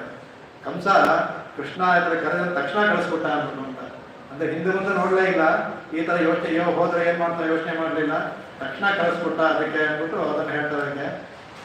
ಹಾಗಾಗಿ ಇವನಿಗೆ ಕಂಸನಿಗೆ ಇವನಿಗೆ ದಶರಥನಿಗೂ ನಂದನಿಗೆ ಹೋಲಿಸಿ ದಶರಥನಿಗಿಂತ ನಂದ ಮಗನ ಮೇಲೆ ನಂಬಿಕೆ ಜಾಸ್ತಿ ಇತ್ತು ಅಂದ್ಬಿಟ್ಟು ಅಂತ ಹೇಳ್ತಾರೆ ಅದಕ್ಕೆ. ನೆನ್ನೆ ಈಗ ಹೇಳಿದ್ದೆ ಅನ್ಸುತ್ತೆ, ಅವನ ಭಗವಂತನೇ ಅದಕ್ಕೆ ಅವನಿಗೆ ಅವನಿಗೆ ನಿವಾಸ ಶಯ್ಯಾಸನ ಪಾದಕಾಂಕ್ಷುಕ ಉಪದಾನ ವರ್ಷ ತಪವಾನದಾದಿ ಅಂತ ಅವನು ಭಗವಂತನಿಗೆ ಇವನು ನಿವಾಸ ಶಯ್ಯಾಸನ ಮನೆಯೂ ಅವನೇ, ಮಲಗುವ ಹಾಸಿಗೆ ಅವನೇ, ಪಾದುಕಾಂಶಕ ಅವನ ಪಾದರಕ್ಷೆಯು ಅವನೇ, ಉಪದಾನ ಅಂತ ದಿಂಬು ಎಲ್ಲ ಕಡೆ ಕೂತ್ಕೊಂಡ್ರೆ ಅಲ್ಲಿ ಸೈಡ್ಗೆ ದಿಂಬು ಎಲ್ಲ ಸೈಡ್ಗಳಿಗೆ ಪಾತ್ರ ಎಲ್ಲ ಕಡೆ ದಿಂಬಂತೆ ಅವನು ಉಪದಾನ ಅವನು. ವರ್ಷ ತಪ ವಾರಣದಲ್ಲಿ ಮಳೆಗಳೇ ಬಂದಾದ್ರೆ ಛತ್ರಿ ಅಂತೆ, ನಿನ್ರಾಲ್ ಕೊಡೆಯಾಮ್ ಇರುಂದಾಲ್ ಸಿಂಹಾಸನ ಬರ್ತಲ್ಲ ಅದಕ್ಕೆ ಶರೀರ ಭೇದೇ ಸ್ತವಶೇಷನ ಅವನ ಯಾವ ಥರ ಭಗವಂತ ಇರ್ತಾನೆ ಕೂತ್ಕೊಂಡಿದ್ದರೆ ಅದ್ರ ಪ್ರಕಾರ ಶೇಷ ಅನ್ನೋನು ತನ್ನ ಯಥೋಚಿತಂ ಶೇಷ ಇತಿ, ಅದಕ್ಕೆ ಅವನಿಗೆ ಶೇಷ ಅಂತ ಹೆಸರು. ಅನಂತ ಅವನ ಹೆಸರು ಅನಂತ ಅಂತ ಯಾರು ಬರೆಯಲ್ಲ, ಶೇಷ ಅಂತ ಕರೀತಾರೆ. ಹಾಗಾಗಿ ನಾವು ಹೇಳಿದ್ವಲ್ಲ, ನಮ್ಮ ಎಲ್ಲ ಪ್ರಬಂಧರಿಗೂ ಏನು ಹೆಸರು ಅಂದರೆ ಒಂದೇ ಹೆಸರು, ಎಲ್ಲಾದ್ರೂ ಒಂದೇ ಶೇಷ. ನಮ್ಮ ಒಬ್ಬನಿಗೆ ಏನು ಹೆಸರು ಅಂದರೆ ಶೇಷಾನೇ ಹೇಳಬೇಕು, ಎಲ್ಲರೂ ಶೇಷರೇ, ಶೇಷಿ ಅವನೊಬ್ಬನೇ ಅಂದ್ಬಿಟ್ಟು ಅಂತ ಹೇಳ್ತಾ ಇದಕ್ಕೆ ಅದನ್ನು ಹೇಳ್ತಾ ಇದಕ್ಕೆ. ಆಮೇಲೆ ಇದನ್ನು ಹೇಳ್ತಾರೆ ಸೀತೆ ಹೇಳ್ಬೇಕಾದ್ರೆ, ಸೀತೆ ಹೇಳಬೇಕಾದ್ರೆ ರಾಮನ ಹೆಸರು ರಾಮಾನುಜಂ ಲಕ್ಷ್ಮಣ ಪೂರ್ವಜಂತ ಅಂತ ಹೇಳಿ ಅವನು ಹೇಳ್ಬೇಕಾದ್ರೆ, ರಾಮನ ಹೇಳ್ಬೇಕಾದ್ರೆ ರಾಮಾನುಜಂ ಅಂತ ಹೇಳ್ತಾರೆ ಇವರಿಗೆ ಲಕ್ಷ್ಮಣನಿಗೆ. ರಾಮನಿಗೆ ಹೇಳ್ತಾರೆ ಲಕ್ಷ್ಮಣ ಪೂರ್ವಜಂಚ ಅಂದ್ಬಿಟ್ಟು ಅಂತ. ಆ ಥರ ಉಂಗಿಯುಂ ನೀಯುಂ ಅಂತ ಹೇಳ್ಬೇಕಾದ್ರೆ ಆ ಥರ ಹೇಳಿದ್ರು ಅಂತ ಒಬ್ಬರು ವ್ಯಾಖ್ಯಾನದಲ್ಲಿ ಅದನ್ನು ಕೂಡ ತಗೋಬೋದು. ಅದಕ್ಕೆ ಇವತ್ತು ಸಹ ಪಂಗನಿ ಉತ್ತರದಲ್ಲಿ ತಾಯಿಯ ಸೇವೆ ಅತ್ಯಂತವಾದ ಅಲ್ಲಿ ಶೇರ್ಕೆ ಉತ್ಸವ ಅಂತ ಅವಾಗ ಇದೆಲ್ಲ ಮಾಡ್ತಾ ಇದಕ್ಕೆ. ಆಮೇಲೆ ಕೆಲವು ಇದೆಲ್ಲ ಬರುತ್ತೆ, ಏನೋ ಅದೆಲ್ಲ ಬೇಡ ಆಗುತ್ತೆ. ಆಕಾರ ತ್ರಯ ಅಂತ ಇದೆ, ಇದಕ್ಕೆ ಹೇಳ್ತಾರೆ, ಮೂರು ಹೇಳ್ತಾರೆ ಆಕಾರ ತ್ರಯ ಅಂತ ಹೇಳ್ತಾರೆ ಅದಕ್ಕೆ. ಅದು ಅಂದರೆ ಭಗವಂತನೇ ಆಕಾರ ದ್ವಯ, ತಾಯಿ ಮಾತ್ರ ಆಕಾರ ತ್ರಯ. ಅವನಿಗೆ ಹೀಗೆ ಪುರುಷಕಾರತ್ವ ಇವಳಿಗೆ ಹೆಚ್ಚು ಒಂದು ಭಗವಂತನಿಗಿಲ್ಲ. ಅದು ತಾಯಿಗೆ ಆ ಪುರುಷಕಾರತ್ವ ಅಂತ ಇರೋದ್ರಿಂದ ಆ ಉಪಾಯತ್ವ ಉಪೇಯತ್ವ ಎರಡೂ ಇಬ್ಬರಿಗೂ ಸಮಾನ. ಭಗವಂತನ ಉಪಾಯ ಎರಡೇ, ಉಪಾಯವನ್ನೇ ಉಪೇಯ ಎರಡೇ. ಈ ಪುರುಷಕಾರತ್ವ ತಾಯಿ ಮಾತ್ರ, ಅದಕ್ಕೆ ಆಕಾರ ತ್ರಯ ಇವಳು. ಅದನ್ನು ಈ ಮೂರು ಅಂಬರಮೇ ತಣ್ಣೀರೇ ಶೋಧ ಅನ್ನುವಾಗ ಆಕಾರ ತ್ರಯವನ್ನು ತೋರಿಸುತ್ತೆ ಅದು ಅಂದ್ಬಿಟ್ಟು ಅದನ್ನು ಹೇಳ್ತಾರೆ ಅದಕ್ಕೆ. ಹೀಗಾಗಿ ಈ ಭಾಷೆಯನ್ನು ನಿಲ್ಲಿಸ್ಕೊಂಡು ಮುಂದೆ ಭಾಷೆ ಇನ್ನು ಒಂದು ಭಾಷೆ ಮುಂದಕ್ಕೆ ಹೋದರೆ ನನಗೆ ಇದಕ್ಕಾಗುತ್ತೆ ಅದಕ್ಕೆ.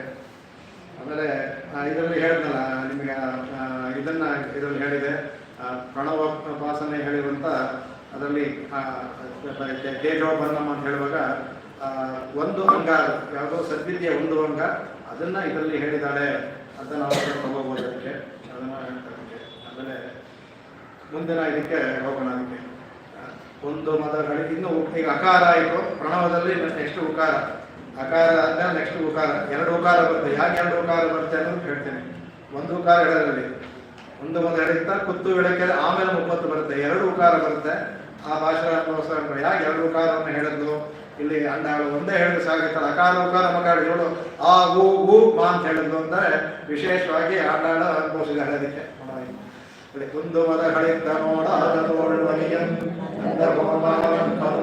ನಂಬಿನ್ನಾಯ್ கந்தன் கமயம் புயலி கடைகிறவாய் கந்தெங்கும் கோயில் அழைத்தனகான் மாதவி பந்தல் மேல் பல்தால் குயிலினங்கள் கூவினகான் மந்தாவிடலில் மைத்துனன் பேர் பாட செல்லாமலை கையால் சீரார் ஒளியொலிப்பார் வந்த திருவாய் மகிழ்ந்தேனோ என்பாவாய்.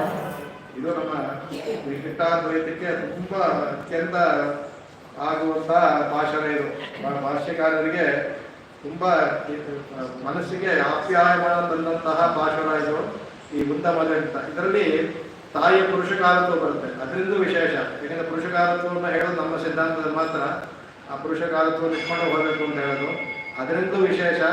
ಭಾಷ್ಯಕಾರರಿಗೆ ತುಂಬ ಮನಸ್ಸಿಗೆ ಬಂದದ್ದು ವಿಶೇಷ, ಅದೊಂದು ವರಲಾರ ಬರುತ್ತೆ, ಅದನ್ನು ನೋಡೋಣ ಅದನ್ನು. ಹಾಗಾಗಿ ಈ 18ನೇ ಭಾಷಣ ನಮ್ಮ ವೈಷ್ಣವ ಸಿದ್ಧಾಂತಕ್ಕೆ ಬಹಳ ಮುಖ್ಯವಾದದ್ದಂತ ಅದನ್ನು ಹೇಳ್ತಾರೆ ಅದಕ್ಕೆ. ಇದು ಮೇಲಿನ ಅರ್ಥ ಏನು ಹೇಳ್ತಾರೆ, ಒಂದು ಮದ ಹಳಿತ ಓಡಾದ ತೋಳ್ವಲಿಯನ್ ನಂದಗೋಪಾಲನಿಗೆ ವಿಶೇಷಗಳು. ನಂದಗೋಪಾಲನು ಇಲ್ಲಿ ನಂದಗೋಪಾಲನಲ್ಲಿ ಅವನ ಮರುಮಗಳಾದ ನಪ್ಪಿನ್ನೇ ಹೇಳಬೇಕು. ಮರುಮಗಳೇ ನಪ್ಪಿನ್ನಾಯ್. ನಪ್ಪಿನ್ನೆಗೆ ಏನಪ್ಪ ಎಂತ ನಪ್ಪಿನ್ನೈ ಮರುಮಗಳೇ ಅವನು ಸೊಸೆ ಅಂತ. ಯಾರ ಸೊಸೆ? ನಂದಗೋಪಾಲನ್ ಮರುಮಗಳೇ. ನಂದಗೋಪಾಲನ ಸೊಸೆ. ಎಂತ ನಂದಗೋಪಾಲನಾಗಿ ಅವನಿಗೆ ಒಂದು ಮಗನಿಂದ ಓಡಾದ ದೋಳುಳಿಯನ್. ಅಂದರೆ ಅಲ್ಲಿ ಅವನ ಹತ್ರ ಬರೀ ಹಸುಗಳು ಮಾತ್ರ ಇರಲಿಲ್ಲ, ಹಸು ಎಮ್ಮೆಗಳು ಕುರಿಗಳು ಕೆಂಗಳು ಅದು ಮಾತ್ರ ಇರಲಿಲ್ಲ, ಆನೆಯ ಪಡೆಯೂ ಇತ್ತಂತೆ. ಅವನಿಗಂತಪ್ಪ ಹೇಗೆ ಆನೆಯ ಪಡೆ ಬಂತು ಅಂತಂದ್ರೆ ಹೇಳ್ತಾರೆ, ವಸುದೇವ ಅವ್ರಿಗಿರುವಾಗ ತನ್ನ ಗಜಪಡೆಯನ್ನ ನೀನು ಕಾಪಾಡುವಂತ ಇವನು ಕೊಟ್ಟಿದ್ದ ಅಂತ ಹೇಳ್ತಾರೆ. ಭಾಗವತದಲ್ಲಿ ಬರುತ್ತೆ. ಅವನ ಜೈಲಿಗೆ ಅವನಿಗೆ ಸೆರೆಮನೆ ಹಾಕಬೇಕಾದ್ರೆ ಅವನ ಗಜಪಡೆಯನ್ನೆಲ್ಲ ತುಂಬ ಬೇಕಾದ ಅವನಿಗೆ ಆಪ್ತ ಮಿತ್ರ ಅವನ ಗಜಪಡೆಯಲ್ಲೇ ಇತ್ತು. ಮತ್ತೆ ಇವನು ವಿದ್ಯೆ ಎಲ್ಲ ಗೊತ್ತಿತ್ತು, ಹೇಗೆ ಆನೆಯನ್ನು ಬಳಸೋದು, ಆಮೇಲೆ ಆನೆಯನ್ನ ಅದನ್ನ ಹೇಗೆ ಅವನು ಯುದ್ಧ ಮಾಡ್ತಿದ್ದೆ, ಕಸರತ್ತು ಮಾಡ್ತಾರಲ್ಲ ಹಾಗೆ ಅದನ್ನ ಬರೋದು, ಆನೆಯನ್ನು ತಡೆಯೋದು. ಯಾಕಪ್ಪ ಬಲರಾಮ ಕೃಷ್ಣ ಹೇಗಪ್ಪ ಕೋಲಾರಗಳಿಗೆ ಬಂದರು ಅಂದ್ರೆ ನಂದಗೋಪಾಲ ಇವರಿಗೆಲ್ಲ ಟ್ರೈನಿಂಗ್ ಕೊಟ್ಟಿದ್ದಂತೆ. ಇದೆಲ್ಲ ಅವ್ರ ತಂದೆ ಮಾಡುವಾಗ ಇವರು ಇದ್ದು ನೋಡ್ಕೊಂಡು ಎಲ್ಲ ಕಲ್ತ್ಕೊಂಡಿದ್ರು. ಹಾಗಾಗಿ ಸುಲಭವಾಗಿ ಕೋಲಾರಗಳನ್ನ ಕೆಲಸ ಮಾಡೋಕ್ಕಾಯ್ತು ಅವ್ರಿಗೆ. ಯಾವ ಥರ ಹೋಗ್ಬೇಕು, ಈಗ ಈ ಥರ ಬಂದರೆ ಆನೆ ಯಾವ ಥರ ಅದೆಲ್ಲ ಕುಸ್ತಿನಲ್ಲಿ ಪಟ್ಟು ಅಂತಾರಲ್ಲ, ಈ ಥರ ಪಟ್ಟು ಹಾಕಿ ತಪ್ಪಿಸ್ಕೊಳ್ಳೋಕೆ ಯಾವ ಪಟ್ಟು ಹಾಕಬೇಕು, ಯಾವ ಕಡೆ ತಿರುಗಬೇಕು ಅದೆಲ್ಲ ಇರುತ್ತೆ. ಅದನ್ನೆಲ್ಲ ತಿಳ್ಕೊಂಡಿದ್ದರಿಂದ ಕೋಲಾರಗಳನ್ನ ಅವ್ರಿಗೆ ಸಂಹಾರ ಮಾಡೋದು ಕಷ್ಟವಾಗಲಿಲ್ಲ. ಅದು ನಂದಗೋಪಾಲ ಕೊಟ್ಟಂತ ತರಬೇತಿ ಅಂತ ಹೇಳ್ತಾರೆ ಅದಕ್ಕೆ. ಅಂತಹ ಅವನು ಅಷ್ಟು ಶಕ್ತಿ ಅವನಿಗೆ, ಬಲವನ್ನ ಒಂದು ಪದಗಂತ ಆನೆ ಬಂದ್ರೆ ತಡೆದು ನಿಲ್ಲಿಸುವಂತ ಶಕ್ತಿ ಅಂತ ಇದಕ್ಕೆ. ತೋಳುವಲಿ ತನ್ನ ತೋಳುಗಳಿಂದ ಹಿಡಿದು ನಿಲ್ಲಿಸುವಂತ ಶಕ್ತಿ ಉಳ್ಳಂತಹ ನಂದಗೋಪನ ನೀನು ಸೊಸೆ ಅಂತ ಮರುಮಗಳೇ ಸೊಸೆ ಅಂತ ಹೇಳ್ಬೋದು. ಸಂಬಂಧದಲ್ಲೂ ಕುಂಭಕನ ಮಗಳು ಅದನ್ನು ಹೇಳ್ಬೋದು ಅದಕ್ಕೆ. ನಪ್ಪಿನ ಅಂತ ಹೇಳ್ತಾರೆ. ಆಮೇಲೆ ಹೇಳ್ತಾರೆ ಅದು ಅಲ್ಲಿ ಗಂಧಂ ಕಮಯಂ ಕುಯಲಿ ಕಡೈಕೆ ರವ ಎಂಬುದು ಅಂತ. ಅಲ್ಲಿ ಒಳಗಡೆ ಭಗವಂತ ಇರೋದ್ರಿಂದ ತುಳಸಿ ಮಾಲೆ ಇರುತ್ತೆ, ಗಂಧ ಎಲ್ಲವೂ ಸಹ ಅಲ್ಲೇ ಬೀಳುತ್ತೆ. ಅದ್ರ ಮೇಲೆ ಅವಳ ಕುಯಲ್ ನಡೆದ ಸ್ತ್ರೀಗೆ ಸ್ವಾಭಾವಿಕವಾಗಿ ಗಂಧ, ವಿಶೇಷವಾದ ಗಂಧವನ್ನು ಭಗವಂತ ಕೊಟ್ಟಾನೆ. ಸ್ತ್ರೀಯರ ಒಂದು ಕೇಶಕ್ಕೆ ಕೇಶರಾಶಿಗೆ ಭಗವಂತ ಕೊಟ್ಟಿದ್ದಾನೆ. ಈಗ ನಾವು ಹಾಳು ಮಾಡ್ಕೊಂಡಿದ್ದೀವಿ, ಬೇರೆ ಬೇರೆ ಏನೇನೋ ತಲೆಗೆ ಹಾಕೊಂಡಿದ್ದವರ ಸಾಧಾರಣವಾಗಿಲ್ಲ ಅಂದರೆ ಅದು ಹೇಳ್ತಾರೆ, ಶಾಸ್ತ್ರ ಹೇಳುತ್ತೆ ಸ್ತ್ರೀಯರ ಕೂದಲಿಗೆ ವಿಶೇಷವಾದ, ಪುರುಷರಿಗಿಲ್ಲ, ಸ್ತ್ರೀಯರಿಗೆ ಇರ್ತಂತೆ. ಈಗ ಅವಳ ಸುಂದರವಾದ ಕೂದಲವಾದ ಅದೇ ಭಗವಂತನ ತುಳಸಿ ಮಾಲೆ ಎಲ್ಲವೂ ಸೇರಿ ಬರ್ತಾ ಇದೆ. ಅದಕ್ಕೆ ಕಡೈ ತೆರವಾಯ್ತಾರೆ ಮಾಡ್ತಾರೆ. ಅದಕ್ಕೆ ಅವಳು ಇನ್ನೂ ಬೆಳಗಾಗಲು ಸೂಚನೆ ಕೊಡ್ತಾರೆ, ಒಂದೆಂಗುಂ ಹೋಗಿ ಅಯೈತನ ಹಾನ್ ಅಂದ್ಬಿಟ್ಟು ಅಂತ. ಅಲ್ಲಿ ಹೋಗಿ ಬೇರೆ ನಾವು ಇನ್ನೂ ಒಳಗಡೆಯಿಂದ ಬರ್ತೇನೆ ಊಹಿಸ್ಕೋಬೇಕು, ಇನ್ನೂ ಬೆಳಕಾಗಿಲ್ಲ, ಈಗೇನು ಬಂದು ಇದು ಮಾಡ್ತಾ ಇದ್ವಿ ನೋಡೋದು. ಕೋಳಿ ಕೂಗ್ತಾ ಇದೆ ನೋಡೋ, ಅದು ಬಂದು ಕೂಗ್ತಾ ಇದೆ, ಕೋಳಿ ಆಯ್ತಾನ 3 ಸಲ ಹೋಗುತ್ತೆ, ಕೊಕ್ಕಪ್ಪು ಅಂತ ಹೋಗುತ್ತಲ್ಲ, ಅದಕ್ಕೂ 3 ವ್ಯಾಖ್ಯಾನ ಬೇರೆ ಅರ್ಥ ಮಾಡ್ತಾರೆ ನೋಡೋಣ. ಅದಕ್ಕೆ ಅದಲ್ಲದೆ ಅವ್ರ ಮನೆ ಮುಂದೆ ಒಂದು ಚಪ್ರ ಹಾಕಿರ್ತಾರೆ, ಅದಕ್ಕೆ ಮಾಧವಿ ಪೊಂದಲ, ಕುರುಕತ್ತಿ ಪೊಂದಲ, ಅದರಲ್ಲಿ ಅನೇಕವಾಗಿ ಇದೆಲ್ಲ ಬಂದು ಕೂತ್ಕೊಳ್ಳುತ್ತೆ, ಕೋಗಿಲೆ ಬಂದು ಕೂತ್ಕೊಳ್ಳೋದಂತೆ. ಅದು ಬಂದು ಸೃಷ್ಟಿಯವರು ಹಾಡುತ್ತಲ್ಲ, ಮಾಧವಿ ಪೊಂದಲ್ ಮೇಲೆ ಪಲ್ಕಾಲ್ ಕೊಯ್ಲಿನಂಗಳು ಹೂವಿನಾಳು ಬಂದು ಕೊಯ್ಲುಗಳು ಬಂದು ಪಕ್ಷಿಗಳು ಬಂದು ಕೂತ್ಕೊಂಡು ಅದು ಶಬ್ದವನ್ನು ಮಾಡ್ತಾ ಇದೆ, ಇಂಪಾಗಿ ಧ್ವನಿ ಮಾಡ್ತಾ ಇದೆ ಅದಕ್ಕೆ. ಆಮೇಲೆ ಇವರು ನೋಡ್ತಾ ಇದ್ದೆ ಒಳಗಡೆ ಕಾಣ್ತಾ ಇದ್ರಲ್ಲಿ ಚೆಂಡನೆ ಮಾಡೋದು. ಬಂದಾರದಲ್ಲಿ ಒಂದು ಮೈಕ್ ಕೈಯಲ್ಲಿ ಒಂದು ಕೈನಲ್ಲಿ ಆಟವಾಡುವ ಚೆಂಡನ್ನು ಇಟ್ಕೊಂಡಿದ್ದಾನಂತೆ, ಇನ್ನೊಂದಲ್ಲಿ ಮೈಥುನ ಪಕ್ಕದಲ್ಲಿ ಭಗವಂತ ಮಲ್ಕೊಂಡಿದ್ದಾನೆ. ನೀಳ ತುಂಗ ಸ್ತನ ಇರ್ತಿ ಸುತ್ತಮುತ್ತ ಗೋದ್ಯ ಕೃಷ್ಣ ಅಲ್ಲಿ ಯಾರ ಮನೆಗೆ ಪಕ್ಷದಲ್ಲಿ ಯುದ್ಧ ಮಾಡ್ತಾರೋ ನಡೆಸ್ತಾ ಇದ್ದಾನೆ, ನಿದ್ದೆ ಇಲ್ಲ ಅದಕ್ಕೆ. ಒಂದು ಮೈಥುನ ನಿಧಾನಲ್ಲ, ಒಂದು ಕೈಲಿ ಚಂದ ಆಟ ಆಡೋ ಚೆಂಡ ಇಟ್ಕೊಂಡಿದೀಯಾ, ಇನ್ನೊಂದು ಪಕ್ಕದಲ್ಲಿ ಭಗವಂತ ನಿನ್ನ ಕೈಲಿ ಇದ್ದಾನೆ. ಅಂತಹ ನಿನ್ನ ಮೈಥುನ ಅವನನ್ನ ಬೇರ್ಪಾಡ ಅಂದ್ಬಿಟ್ಟು ನಾವು ಆಳಕ್ಕೆ ಬಂದಿದ್ದೀವಿ ಅಂದ್ಬಿಟ್ಟು ಅಂತ. ಅದಕ್ಕೆ ಅವಾಗ ಒಂದು ತಿರುವಾಯ, ಅದಕ್ಕೋಸ್ಕರ ನೀನು ಶ್ರೀರಾಮ ನೀನೇ ಬಂದು ಭಾಗ ತೆಗಿಬೇಕು ಅಂತ ಹೇಳ್ತಾ ಇದ್ದೀನಿ. ಮೈಥುನ ಬೇರ್ಪಾಡ ಚಂದಾಮರ ಕೈಯ ಶ್ರೀರಾಮ ಒಳೆಯಬೇಕು ಅನ್ನೋದು ಅಂತ. ನಿನ್ನ ಬಳೆಗಳೆಲ್ಲ ಹಾಕೊಟ್ಟದಲ್ಲ, ನಿನ್ನ ಬಳೆಗಳೇ ಬಂದು ಆ ಶಬ್ದ ಕೇಳಬೇಕು, ನೀನೇ ಬಂದು ಭಾಗನ ತೆಗೊಳ್ಳಾಗು, ಭಾಗ ತಗೊಳ್ಳಿ ನೀವೇ ಅಂತಿರ್ತೇವೆ. ಹಾಗಿಲ್ಲ ಅಂದಾಗ ಎಲ್ಲ ಹಿಂದೆ ಹೇಳಿದ್ನಲ್ಲ, ನೀವೇ ಬಂದು ಭಾಗವನ್ನು ತೆಗಿಬೇಕು. ಒಂದು ಜಲವಾಯ್ ಮಹಿಳೆ ಅಂದ್ಬಿಟ್ಟು ಇದು ಮೇಲೇನ ಆಗ್ತಾ ಇರಲಿ. ಇನ್ನೊಂದು 5 ನಿಮಿಷ ಹೇಳ್ಬೋದು. ಇದರಲ್ಲಿ ನಿಮಗೆ ವರಲಾರ ಹೇಳಬೇಕು ಅಂದರೆ ಭಾಷೆಕಾರರು ಯಾವಾಗಲೂ ಅವರ ಹಾಗೆಲ್ಲ ಭಾಷೆ ಬ್ರಹ್ಮಚಾರಿಗಳು ಮತ್ತು ಯತಿಗಳು ಭಿಕ್ಷಾಚರಣೆಯಲ್ಲಿ ಇರಬೇಕು. ಅವರಿಬ್ಬರೇ ಭಿಕ್ಷಾಚರಣೆ ಮಾಡೋದು, ಗೃಹಸ್ಥರು ಭಿಕ್ಷಾಚರಣೆ ಮಾಡಬಾರ್ದು. ದೇಶಿಗರು ಮಾಡ್ತಿದ್ದು, ದೋಷಿಗರು ಭಿಕ್ಷಾಚರಣೆ ಆಗ್ತಿರಲ್ಲ, ಉಂಚ ವೃತ್ತಿ ಅದು. ಅವರು ಆಳವಂದ ಸ್ತೋತ್ರ ಇಟ್ಕೊಂಡು ಹೇಳೋದು ಹೋಗೋದಷ್ಟೇ, ಭಿಕ್ಷಾಂತಿ ಹೇಳಬಾರ್ದು. ಅವರು ಯಾರಾದರೂ ಕೊಟ್ಟ ತಗೊಳ್ಳೋದು, ಇಲ್ಲದೇ ಇದ್ರೂ ಹಾಗೆ ಬಿಡೋದಷ್ಟೇ. ಇವರು ಕೇಳ್ಬೋದು, ಭವತಿ ಭಿಕ್ಷಾಂತಿ ಅಂತ ಇವ್ರು ಕೇಳ್ಬೋದು. ಯಾಕಂದ್ರೆ ಯತಿಗಳಿಗೂ ಮತ್ತು ಬ್ರಹ್ಮಚಾರಿಗಳಿಗೂ ಶಾಸ್ತ್ರದಲ್ಲಿ ಅವಕಾಶ ಇದೆ. ಅದು ಇವರು ಹೋಗ್ತಾ ಇದ್ದಂತೆ. ಹೋಗುವಾಗ ತಮ್ಮ ಆಚಾರ್ಯ ಕರಿಯಂಬೆಗಳ ಮನೆಗೆ ಹೋಗ್ತಾರೆ. ಆಗ ಈ ಉಂದಮದ ಹೇಳ್ತಾ ನೋಡೋದನ್ನು ಹೇಳ್ತಾ ಇದ್ದಂತ ಇದು ಅವ್ರು ಬಂದಾಗಿರಲಿ ಇದನ್ನ ಮೈಥುನನ್ ಪೇರ್ ಮಾಡ ಅಂತ ಹೇಳೋದ್ರಾಗಿ ಅವರ ಮಗಳಾದಂಥ ಅತ್ತುಳಾಯಿ ಅಂದ್ಬಿಟ್ಟು ತುಳಸಿ ಅಂತ ಇಟ್ಕೊಂಡು ಕನ್ನಡದಲ್ಲಿ ತುಳಸಿ ಅಂತ ಅವಳ ಹೆಸರು. ಅತ್ತುಳಾಯಿ ಬಂದು ಭಾಗ ತೆಗಿತಾಳಂತೆ.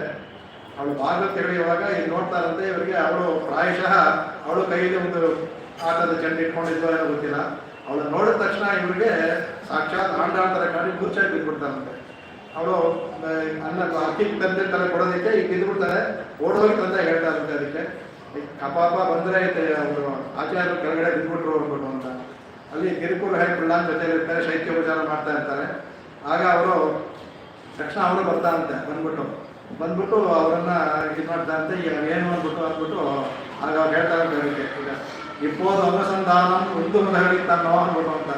ಇದಿದ್ದು ಅಂದ್ರೆ ಅವ್ರಿಗೆ ಗೊತ್ತಾಗುತ್ತೆ ಇವತ್ತಿನ ಅನುಸಂಧಾನ ಒಂದು ಹೇಳಿತ್ತನ್ನೋ ತನ್ನ ಮಗಳನ್ನ ನೋಡಿ ಅವರಿಗೆ ನಪ್ಪಿನ್ನೇ ನೋಡ್ದಂಗೆ ಆಗುತ್ತೆ ನಿಂತ್ಕೊಂಡಿದ್ದಾರೆ ಅಂದ್ಬಿಟ್ಟು ಅದು ಅವರಿಗೆ ಅವರು ಅದು ಹೌದು ಅಂತ ಹೇಳ್ತಾರಂತೆ. ಯಾರು ತಿರುವನಂತಪುರ ಅವರು ಪಿಳ್ಳ ಅವರು ಶೈತ್ಯವಾಗಿ ಮಾಡಿ ಬಂದರು ಅಂತ ವರಳಾರಿಗೆ. ಅಂದರೆ ಎಷ್ಟು ಅವರು ಭಾವುಕರಾಗ್ತಾ ಇದ್ರು ಭಾಷೆಗಾರರು. ಆಂಡಾಳು ಎಷ್ಟೊಂದಿತ್ತು ಅವರಿಗೆ ಗೋದಾಗ್ರಜ ಅಂತ ಹೇಳೋದು ಯಾವ ಇದು ಇಲ್ಲ. ಯಾತಕ್ಕೆ ಅವರು ಅಷ್ಟು ಇದಾಗಿದ್ದು ಒಂದು ಹೇಳಿದೆ ನಿಮಗೆ. ಅವರು ವೇದಾಂತ ಸೂತ್ರಕ್ಕೆ ಅರ್ಥ ಮಾಡಬೇಕಾದ್ರೆ ಆಂಡಾಳು ತಿರುಪಾವಿ ಇಟ್ಕೊಂಡು ಮಾಡಿದ್ರು ಅಂತ. ಉಂಗಲ್ ಕೋಯತ್ರೆ ತೋಟದೆ ಪಂಗೈ ನಾನೆಯನ್ನು ಇಟ್ಕೊಂಡು ಅದಕ್ಕೆ ಕಪ್ಯಾಸ ಪುಂಡರಿಕ ಕ್ಷೀಣದಲ್ಲಿ ವ್ಯಾಖ್ಯಾನ ಮಾಡಿದ್ರು. ಆಂಡಾಳು ತಿರುಪಾವಿಂದ ತಗೊಂಡಿದ್ರು ಅಂತ. ಹಾಗಾಗಿ ಅವರಿಗೆ ಆಂಡಾಳಂದು ತುಂಬ ಅತ್ಯಂತ ಇದು ಸಾಕ್ಷಾತ್ ಆಂಡಾಳ ಅಂದರೆ ಭಾವ ಯಾವ ಥರ ಇರ್ಬೇಕು ನೋಡಿ. ಆ ಥರ ಭಾವ ಬರುತ್ತೆ. ನಮ್ಮವರೆಲ್ಲ ಯಾವುದೋ ಭಾಷೆ 6 ತಿಂಗಳು ನೋಡ್ಬಿಡೋದಂತೆ, ಹಾಗೆ ಮೋಕ್ಷ ಬಿಡೋದಂತೆ. ಅದು ಭಾವ ನಮಗೆ ನೆನೆಸ್ಕೊಳ್ಳೋಕ್ಕೂ ಆಗಲ್ಲ. ಅದರಲ್ಲಿ 1,00,000ದಲ್ಲಿ 1,00,000ದಲ್ಲಿ 1 ಚೂರ ನಾವು ಬರ್ತಾ ನೋಡಿ ಖಂಡಿತ ಬರಲ್ಲ. ನಮ್ಮ ದಂಡವಾದ ದೇಹ ಇದು ಆ ಭಾವನೆ ನಾವು 1 ಚೂರ ಬರಲ್ಲ. ಅವರೆಲ್ಲ ಭಾವ ಅಂದರೆ ನೋಡಿದ ತಕ್ಷಣ ಅವರು ಹಾಗೆ ಕೆಳಗಡೆ ಬಿಟ್ಬಿಟ್ಟು ಅಂದರೆ ಆಂಡಾಳನ್ನೇ ಕಂಡ್ರು ಅಂದರೆ ಯಾವ ಥರ ಅಂದರೆ ಮನಸ್ಸು ತುಂಬ ಆಂಡಾಳು ತುಂಬಿಕೊಂಡಿದ್ದಾಳೆ. ಹಾಗಾಗಿ ನಮಗೂ ಮನಸ್ಸು ತುಂಬ ಭಗವಂತನ ತುಂಬಿಕೊಂಡ್ರೆ ಎಲ್ಲರೂ ಭಗವಂತರ ಕಾಣುತ್ತೀವಿ.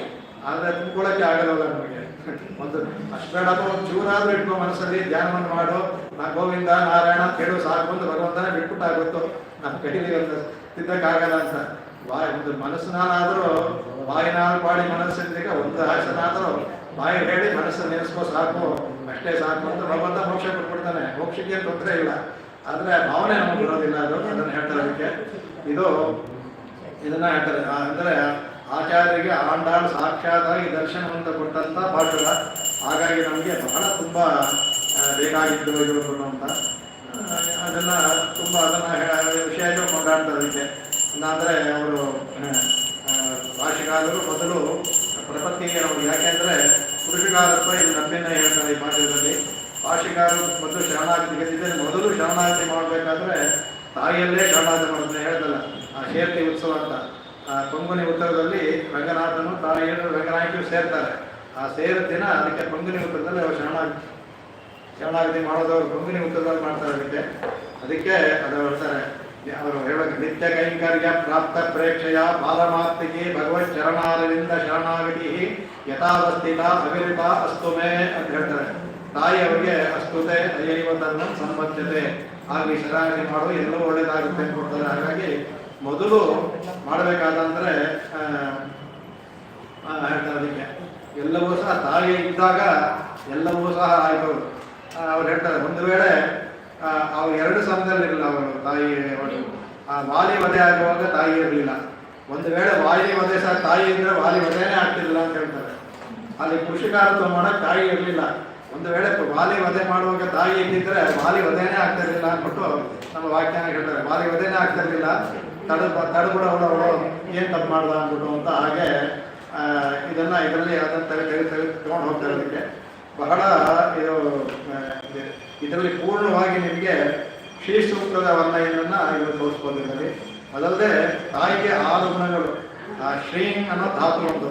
ಆ ಶ್ರೀಂಗ್ ಧಾತುವಿಗೆ 6 ಅರ್ಥಗಳು ಬರುತ್ತೆ. ಅದಕ್ಕೆ ಆ 6 ಅರ್ಥಗಳನ್ನು ಸಹ ಅದು ತಾಯಿಗೆ ಹೊಂದುತ್ತೆ. ಅದು ಶ್ರೀನಾಥಿ ನಿಖಿಲಾಂ ದೋಷಾಂ ಶ್ರೀನಾಥೀಚ ಗುಣ ಜಗತಿ ಶ್ರೀಯತೀಚ ನಿಖಿಲಾಂ ನಿತ್ಯಂ ಶ್ರೇಯತೀಚ ಪರಂಪರಂ ಅಂತ. ಆಮೇಲೆ ಶ್ರೇಯತಿ ಅಂತ ಅದರಲ್ಲಿ 6 ಗುಣಗಳನ್ನು ಹೇಳ್ತಾರೆ. ಅದಕ್ಕೆ ಅವಳಿಗೆ ಶ್ರೀನಾಥಿ, ಶ್ರಾವಯತಿ, ಶ್ರೀಯತೆ, ಶ್ರಯತೆ, ಶ್ರೀನಾಥಿ, ಶ್ರೀನಾಥಿ 6 ಹೇಳ್ತಾರೆ. ಅದಕ್ಕೆ ಈ ಆರನ್ನು ಇದನ್ನು ನಾವು ತೋರಿಸ್ಬೋದ್ರಲ್ಲಿ.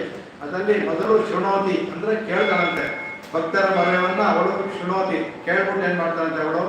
ಶ್ರೀನಾಥಿ ಅಂದರೆ ಅವಳು ಕ್ಷಿಣಾತಿ, ನಮ್ಮ ಪಾಪಗಳನ್ನೆಲ್ಲ ಹೋಗಲಾಡಿಸ್ತಾಳಂತೆ. ಆಮೇಲೆ ಶ್ರೀನಾಥಿ, ನಮಗೆ ಒಳ್ಳೆಯ ಇದನ್ನ ಕೊಡ್ತಾಳಂತೆ.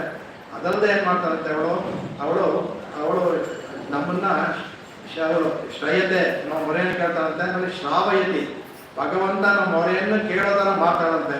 ಹಾಗೆ ಈ 6 ಗುಣಗಳು ಸಹ ತಾಯಿಗಿರೋದ್ರಿಂದ. ಆಮೇಲೆ ಶ್ರಯತೆ ಅಂದರೆ ನಮ್ಮ ಪರವಾಗಿ ಭಗವಂತನ ಆಶ್ರಯಿಸ್ತಾಳೆ ಅವಳು.